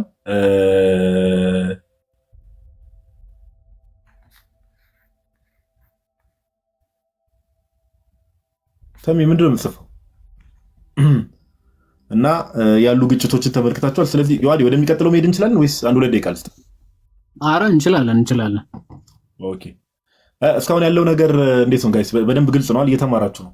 ኮሜንት ላይ አንዴ ኮንፊርም አድርጉና እየተማርን አይደለም ካላችሁ እንቅልፋችሁ መጥቶ ነው። በቃ አንዴ ኮንፊርም አድርጉና ታብታቡን በከፍ እያደረጋችሁ ቀጥሉ። ከዛ በኋላ ወደሚቀጥሉ ሐሳብ እንሄዳለን። ኦኬ ዮሐዴ በጣም ጽድት አድርጎ ነው እያስተማረን ያለው። ባይዘው እኔ አሁን ዛሬ የተደረገውን ያው ኖትስም እየጻፍኩ ነው ምናምን ነገር። ከዛ ባለፈ ደግሞ ላይቭ ሴሽኑ ዛሬ ያደረግነው ዮሐዴ ያዘጋጀው ኖት ተቀበለውና እኛም ደግሞ ራሳችንን በእውቀት ማሳደግ አለብን በየዘርፉ። ኦኬ ሁላችንም እንደዛ እናደርግ። ጆሮ ሰጥተን በደንብ እንስማ። በደንብ እንስማ። በእውቀት ነው መሞገት ያለበት የትኛውም ነገር። እሺ ኮሜንቱን ኦፍ እናደርገዋለን፣ ወደ ሐሳባችን እንገባለን ብሏል ሰውዬው። ኦኬ እሺ ሶስተኛ ጥያቄ ዮሐዴ ሰፋ ያለ ጥያቄ ሊሆን ይችላል። መጀመሪያ ላይ በእርግጥ በተወሰነ መልኩ ነካክተከዋል። ምንድናችሁ ሶርሶቹ ወር ምንጮቹ ለቁርአን ሪቪሌሽን መገለጥ? ኦኬ በጣም አሪፍ ጥያቄ። ዘላስበት ነው ዘሊስት ብለዋልና አሪፍ ጥያቄ ነው። እንዳልነው አስቀድሞ ከዚህ በፊትም እንደምታውቁት የመሐመድን ታሪክ ምን ተብሎ ነበር የሚታመነው? መርቻንት ነው አይደለ? ነጋዴ፣ የከድጃ ነጋዴ ነበረ እና በዛ ሰዓት የነበሩ ሰዎች ራሱ ምንጮቹን ኦፍ ኮርስ ያውቁት ነበር። የተለየ ምንጭ ወይም ደግሞ የተለየ ጽሑፍ አልነበረም ሲሰጣቸው የነበሩ እና ምን ይሉት ነበር? በጣም ብዙ ሶርሶች ላይ ብዙ ቦታዎች ላይ ለምሳሌ ሱራ 6:25 ላይ ምዕራፍ 6 ቁጥር 25 ላይ እንዲህ ይላል፣ በመጡህም ጊዜ የሚከራከሩ ሲሆኑ እነዚያ የካዱት ይህ ቁርአን የቀድሞዎቹ ሰዎች ጽሑፍ ተረቶች እንጂ ሌላ አይደለም ይላሉ ይላል። ስለዚህ አስቀድሞ የነበሩ ጽሑፎች ምን ተረት እንጂ ምንም አይደለም ይላሉ ይላል፣ እየመጡ ሲከራከሩ ሰዎች ማለት። ስለዚህ አውቁት ነበረ ማለት ነው። የቀደሙ ሰዎች ጽሑፍ ነው ይሄ አንተ የምትነግረን፣ የቀደሙ ሰዎች ተረት ነው አንተ የምትነግረን ይሉት ነበረ። ሱራ 8:31 ምን ይላል? ይህ የመጀመሪያዎቹ ሰዎች ጽሑፍ ተረቶች እንጂ ሌላ አይደለም ይላሉ። ትክክል ነው። ከቀደሙ ሰዎች የመጣ ተረት ነው እንጂ ሌላ አይደለም ይህ ቁርአን ይላሉ። እንግዲህ ስለዚህ ሶርሱ ያውቁታል ማለት ነው አይደል? የሚነግራቸው ነገር ያውቁታል ማለት ነው። ሌላ የተለየ ነገር እየነገራቸው የቀድሞዎቹ ሰዎች ምንድነው ተረቶች እንጂ ምንም ሌላ አይደለም የምታመጣው። እንደውም አንዱ ያስገደለው መጀመሪያ ላይ አንተ የተናገርከውን ተረት እኔ በነበርኩበት አካባቢ በተሻለ ሁኔታ ይነገራል ብሎ ሲቀልድበት መሐመድ እንዲገደል አድርጎታል ማለት ነው። ሶ ተረቱ ኦልሬዲ የሚያውቁት ነው። እኔ ደግሞ በተሻለ እንደውም ከአንተ አሳምሬ ልናገረው የሚችለው ነው ተረቱ እያሉ መሐመድን ሲነግሩት እንደነበረ ይኸው ቁርአኑ ላይ እንመለከተዋለን። ሶ እንደዚህ ካሉ የተረቶቹ ምንጮች ምንድን ናቸው የሚለውን በሰፊ ሳይሆን የተወሰነ ብቻ ለማየት እንሞክር። ሱራ አልኢስራ የሚባል ወይም ደግሞ የ17ኛው ምዕራፍ የቁርአኑ ማለት ነው። አልኢስራ ከቁጥር 1 ጀምሮ የሚናገረው አንድ ክፍል አለ። ያ ባሪያውን ከተከበረ መስጊድ ወደዚያ ዙሪያውን ወደ ባረክ ነው ወደ ሩቅ መስጊድ በሌሊትስ አስኬድ ነው ጌታ ጥራት ይገባው እያለ ይናገራል። አሁን ይሄ ባይዘወይ በቀደሞቹ ሙስሊሞች ጭራሽ አሁን ያሉ በጣም ትዘ ኤክስትሪም ሄዶ ወደ ሌላ ነገር አስገብተውታል። ይሄ ግን ሞር እንደው የሌሊት ጉዞ ምዕራፍ ምናምን የሚለው ሞር ከመጽሐፍቱ ሰዎች ጋር ከሙሴ ጋር የሚገናኝ ነው። ምክንያቱም ቁጥር 2 ሙሳን መጽሐፍን ሰጠ ነው ስለሚል ማለት ከሙሴ ጋር የሚገናኝ ታሪክ ሆኖ ሳለ ሙስሊሞች ግን ይሄንን ኮምፕሊትሊ ለመሐመድ አድርገው ሌላ ታሪክ ጨምረው ከማን ታሪክ ጋር መሳስለውታል? ከዘውራስተሪያን የዞራስተሪያንስ ታሪክ ታውቁታላችሁ። ከ400 ዓመት በፊት ከመሐመድ ከ400 ዓመት በፊት የነበረ እምነት ነው እና ፐርሺያን አካባቢ የነበሩ ሰዎች ናቸው። የነሱ እምነት ነው ዞሮስተሪያኒዝም ማለት ነው። እና ያው በቁርአን ላይ ብዙ ጊዜ ሮማና ፐርሺያ ይጠቀሳሉ። ሶርስ ኦፍ ቁርአን ስለሆኑ ማለት ነው። የሮማንያ ፐርሺያ ይጠቀሳሉ። እና ይሄን ታሪክ ኮምፕሊትሊ ከየት የመጣ ታሪክ ነው? ከዞሮስተሪያን ታሪክ ነው። እና ታሪኩ በጣም መመሳሰሉና አንድ መሆኑ የምታውቁት ምንድን ነው? ታውቁታላችሁ። አርታቬራፍ የሚባል ነው ነብያቸው የነሱ አርታቬራፍ መሐመድ የሚባለውን ማለት ነው። ለሱ ባህማ የሚባል መልአክ ነው መጥቶ በሌሊት ጉዞ እንዲያደርግ ወደ ሰማይ የሚያደርገው ማለት ነው። ባህማ የሚባል መልአክ ለአርታቬራፍ የሚባል የዞራስተሪያን ነቢይ ማለት ነው። በደንብ አስተውሉ። የሌሊቱ ምዕራፍ የሚባል ወይም ደግሞ ሚራጅ የሚባል ስለ ሚራጅ ነው የሚናገረው። ይሄ ሚራጅ ማለት ምንድነው? መሐመድ በሌሊት ከመካ ተነስቶ በህልሙ ወደ ኢየሩሳሌም ደርሶ ከኢየሩሳሌም ደግሞ አላህ ጋር ደርሶ ተመለሰ የሚል ታሪክ ነው። ይህንን ታሪክ በዞራስተሪያን ታሪክ አርታቬራፍ የሚባል የዞራስተሪያን ነቢይ ከነበረበት ከፐርሺያ ተነስቶ መልአኩ ይዞት ሰማያትን እያስጎበኘ ኦርማዝድ የተባለው አምላካቸው ጋር አድርሶት ነበር። ኦርማዝድ የተባለ ማለት ይህን ታሪክ ከሚያመሳስሏቸው ዋና ዋና ነገሮች ምንድናቸው? አንድ አርታቬራፍ ወደ ሰማይ በሚወሰድበት ሰዓት ምን እየጎበኘ ነበር ሄደው? መልአኩ እያስጎበኘው በገነት ያሉ ቅዱሳን ሰዎችን በእነሱ ማለት ነው። በእነሱ ቅዱሳን የሚባሉ ታላላቅ ሰዎችን አስጎበኘኝ እንዲህ በመጀመሪያው ሰማይ ሲሄድ እንትና የሚባል ሰው አገናኝ እንዲህ የሚባል እያለ ከዛ በኋላ በኦርማዝድ ሶሪ ይሰማላ ከዛ ኦርማዝድ ጋር ያደርሰኝና ኦርማዝድ ጋር ስደርስ ደግሞ ብርሃን የሆነ አካባቢ አገናኝ እና ዛፍ ነበረ የዛፉ ስም ደግሞ ምን ይባላል አለ ሀቭባ የሚባል ዛፍ ነበረ እዛ እና መልአኩ አስጎበኘኝ ሲኦልም ሄድኩኝ እና ሲኦል ሲሄድ ደግሞ ድልድይ ነበረ ድልድይዋ በጣም ቀጭን ነች ጻድቅ የሆኑ ያልፉባታል ጻድቅ ያልሆኑ ደግሞ ወድቀው ወደ ሲኦል ይገቡባታል ያቺ ደግሞ ቺናት ትባላለች አለ ቺናት የምትባል ድልድይ ነበረች ይላል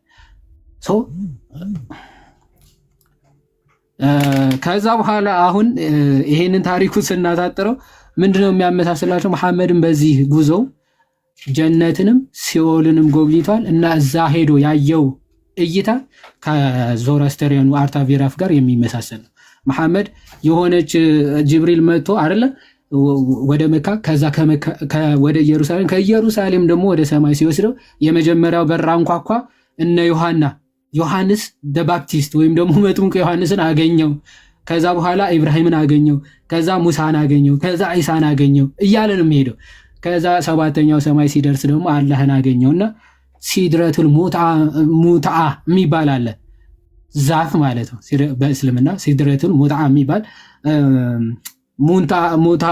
ሙንታ የሚባል ትልቅ ዛፍ አለ አላህ አርሹ ጋር ከመድረስ በፊት ማለት ስለዚህ አርታቬራፍ ምን አለ ሀብሃ የሚባል ትልቅ ዛፍ አለ እሱን አየውኝ ጎበኞኛል ከዛ ኦርማዝድ ጋር አሳዩኝ ወስደው አሳዩኝ አናገረኛል መሐመድም ይሄ ሱረቱል ሙንታ የሚባለው ዛፍን አየው ከዛ በኋላ አላህ ጋር ሄድኩኝ ሶላት ተቀበልኩኝ ይላል ጀሃነምን ጎበኘው ይላል እንትን የሚባል ደግሞ አሲራት የምትባል ደግሞ ድልድይ ያለች በእስልምና አሲራት የምትባል በሲኦል የተጋደመች ቀጭን ድልድይ ያለች ብለው ያምናሉ ሙስሊሞች ደግሞ አሲራት ማለት ነው በዛች ድልድይ ያለፈ እሱ ኃጢአት የለበትም ምናምን ብለው ያምናሉ የወደቀ ደግሞ ኃጢአት ሰርቷል ያው ተቀጥቶ ምናምን ይመለሳል የሚል ታሪክ አላቸው ይሄንን የሚራጅ ታሪክ ኮምፕሊትሊ ከማን የተወሰደ ነው አርታቬራፍ የሚባል ፒዲኤፍ አለ ካገኛችሁት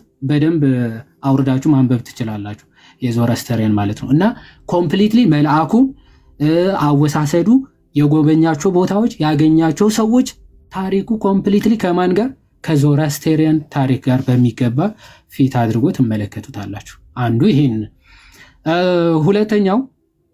ሁለተኛው ቀድም ያሳየዋችሁ ታሪክ ነው ይሄንን ባይዘው በጣም ብዙ ሰዎችም ከእስልምና እንዲወጡ ምክንያት የሆናቸው ክፍል ነው ሱረቱል ካፍ በጣም ሁለት ከቀደሙ ሰዎች የተወሰደ ታሪክ አለው ከላይ ስትመለከቱ የዋሻ ካፍ ማለት የዋሻ ምዕራፍ ማለት ነው ዘ ሰቨን ስሊፐርስ የሚባለው የክርስቲያኖች ታሪክ የምታውቁ ከሆነ አንዳንድ ክርስቲያኖች ይቀበሉታል ታሪኩ ዘ ሰቨን ስሊፐርስ የሚባል የክርስቲያኖች ታሪክ አለ እነ ያዕቆብ ዘስሩግ እነ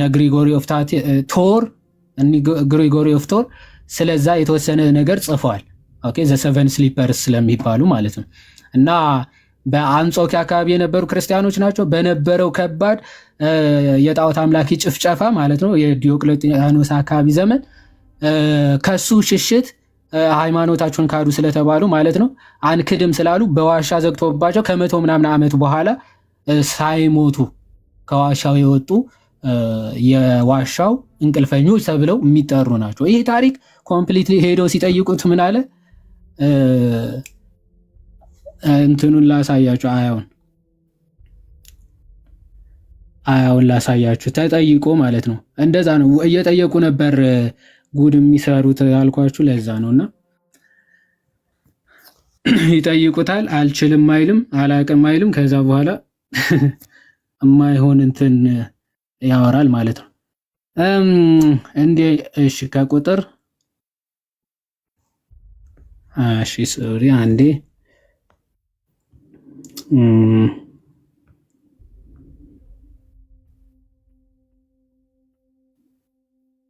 1822 አካባቢ እሺ ኦኬ እንዲህ ይላል አሉት ይላል በሩቅ ወርዋሪዎች ሆነው 3 ናቸው። አራተኛ እሺ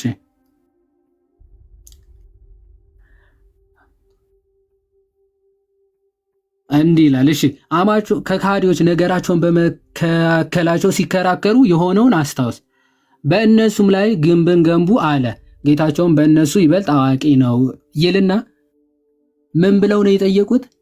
ዋሻው ላይ የነበሩ የተኙት ሰዎች ስንት ናቸው ብለው ጠየቁት። ኦኬ ዋሻው ላይ ተኝቷል የሚባሉ ሰዎች አሁን ብዙ ጊዜ 5ም 7ም ስለሚባል ማለት ነው። ስለዚህ ምን አለ? በሩቅ ወርዋሪዎች ሆነው በጥርጣሬ 3 ናቸው፣ 4ኛውም ውሻቸው ነው ይላሉ። 5 ናቸው፣ 6ኛውም ውሻቸው ነው ይላሉ። 7 ናቸው፣ 8ኛውም ውሻቸው ነው ይላሉ። ጌታዬ ቁጥራቸውን አዋቂ ነው፣ ጥቂት እንጂ አያውቋቸውም በላቸው ይላል። ልክ ሲጠይቁት ምን ብሎ መለሰ?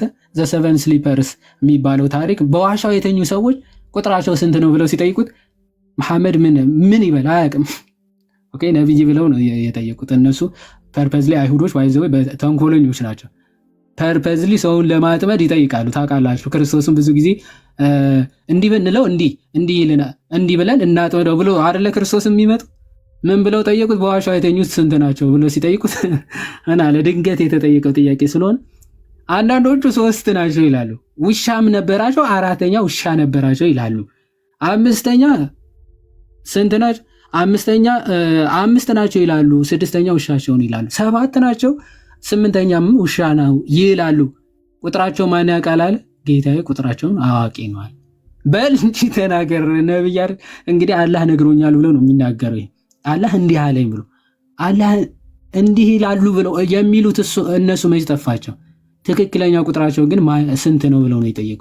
ግን ትክክለኛ ቁጥራቸውን ሲናገር አትመለከቱ። ዞሮ ግን ይህን ታሪክ ብዙ ሙስሊሞች ከምን ጋር ዘ ሰቨን ስሊፐርስ ነው ብለው ወሰዱና ሙሉ ታሪኩ ግን ኢንቨርት ለማድረግ ሞከሩ ማለት ነው። አሁን ታሪኩ በአጭሩ ከዋሻው ከወጡ በኋላ ከብዙ ዘመናት በኋላ ያ ንጉስ ካለፈ በኋላ ማለት ነው ሌላ ክርስቲያን ንጉስ ከነገሰ በኋላ ነው የወጡት እና ሲወጡ ይዘውት የወጡት ብር የዛ የአረማዊ ንጉስ ብር ነበር። ያው በንጉሱ አይደለም የሚታተመው ቄሳርና የቄሳር ወይስ እግዚአብሔር ብሎ ክርስቶስ እንደጠየቀው በንጉሱ ሄደው ምግብ ሊገዙ ሲሄዱ ይሄ ንጉስ ካለፈ እኮ ቆይቷል፣ እንዴት እንደዚህ ያላ እንዴት ይሄንን ኮይን ታመጣላችሁ ሲል እንዲህ ብለው ታሪካቸው ያጫውቱታል እና በጣም ይደነቃሉ። ብዙ ክርስቲያኖች አሉ፣ በከተማው የመስቀል ምልክት አለ፣ እንዲህ ነው የሚለው ታሪካቸው ማለት ነው። እነዚህ ደግሞ ቀይረው የቁርአን ኮከብ ምልክት የጨረቃ ምልክት ምናምን ነበረ ከተማው ምናምን ብለው ለመቀየር ሞክረዋል ማለት ነው። ይሄ ሶርሱ ዘ ሰቨን ስሊፐርስ ወደ 500 ምናምን ዓመተ ምህረት ማለት ነው ከመሐመድ ከመምጣቱ ከ200 ዓመት በፊት በክርስቲያኖች ይነገር የነበረ ታሪክ ነው ማለት ነው። የመጨረሻ አንድ የቀድሙ የዙልቀርናይን ላሳያችሁና በጣም ብዙ ናቸው። ይሄንን ሶርስ ደግሞ ከሮማ የተወሰደ ይሄ አፈ ታሪክ ነው። አክቹአሊ ተረት ማለት ነው። ተረት ነው ግን እንደ መገለጥ አድርጎ ጠይቀውት ማለት ነው። ይሄን ይጠይቁታል፣ የማይሆን ቅርቃር ውስጥ ይገባል። እንዲህ ይላል። እሺ ሲጠይቁት ላሳያችሁ። እሺ ከዙልቀርናይንም ይጠይቋል። ኦልሬዲ ጠይቀውታል። ምን ይጠይቋል ማለት ስለ ዙልቀርናይንም ይጠይቋል ብሎ ይጀምራል። እኔ ደስ የሚለኝ እሱ ነው። ሲጠይቁት አይዋሽም፣ ጠይቀውታል። ከዙልቀርናይንም ይጠይቋል። በእናንተ ላይ እርሱ ወሬን አነባለሁ በላቸው። ያው ወሬ ነግሮኛል እነግራችኋለሁ እንደማለት ነው።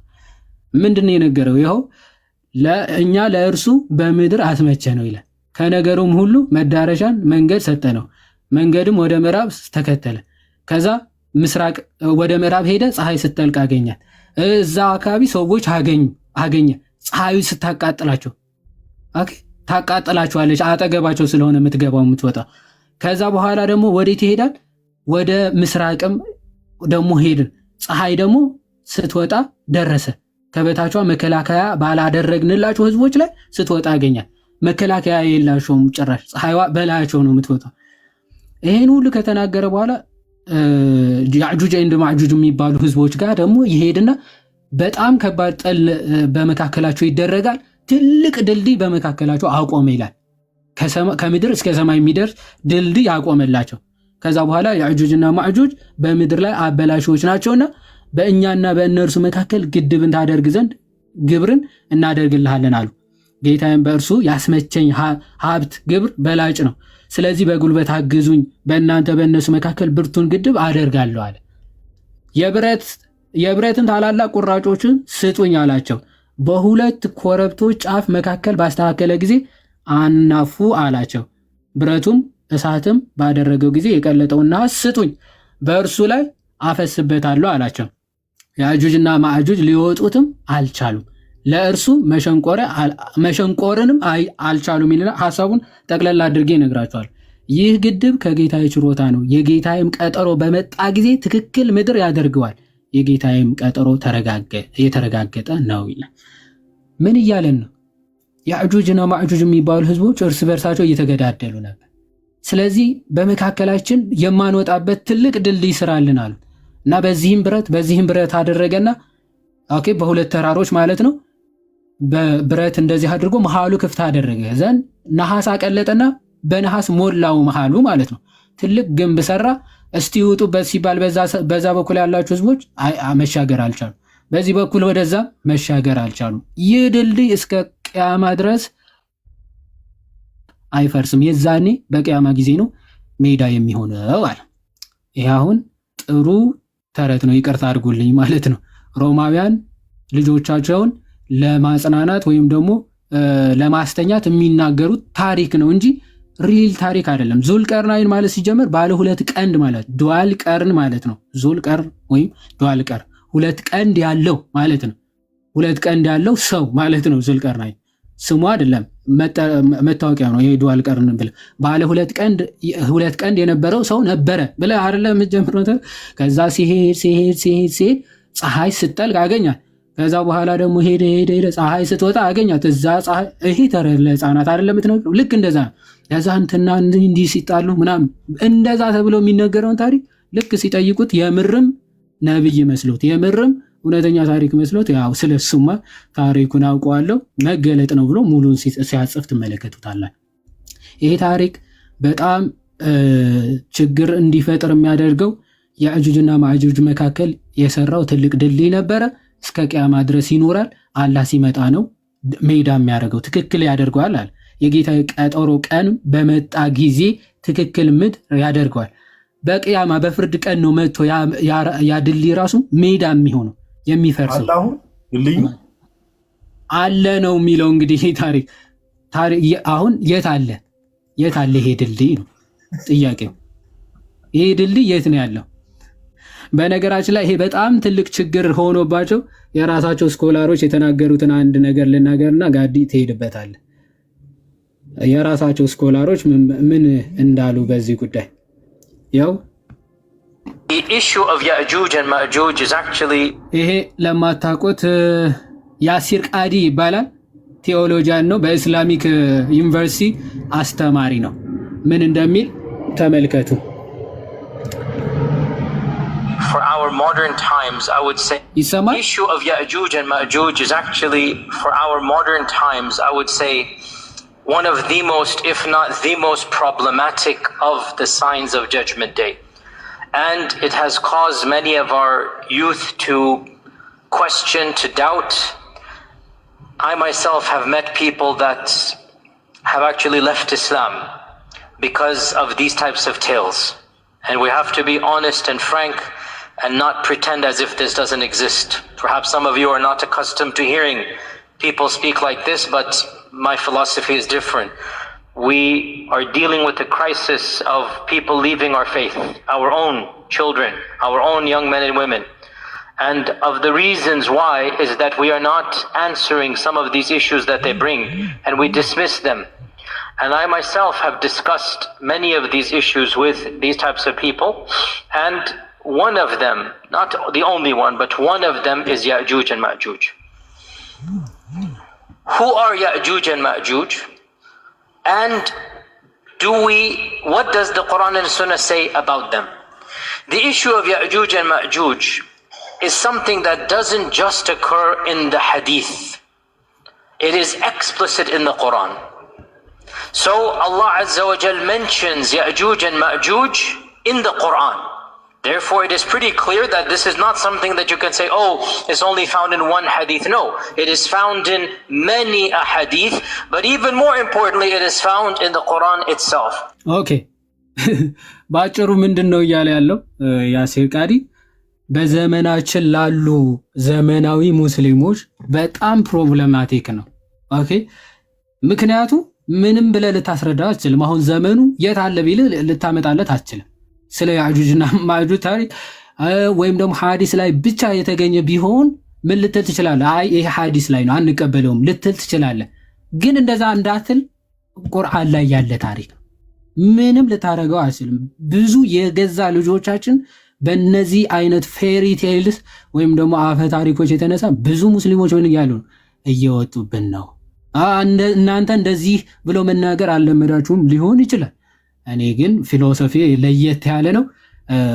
ብዙ ነገሮች ብዙ ሰዎች ማግኝቼ ስላገኘሁኝ በእንደዚህ አይነት ምክንያት የወጡ በጣም ብዙ ሰዎችም ስላናገርኩኝ ምን አለ ይሄን አይነት ንግግሮች መልመድ መቻል አለብን ይላል። መመለስ ስለማንችል እንደዚህ አይነት ነገሮች ብዙ ሰዎች ምን እያሉ ነው ለፍተ እስልምና ለቀው እየወጡ ነው። እንግዲህ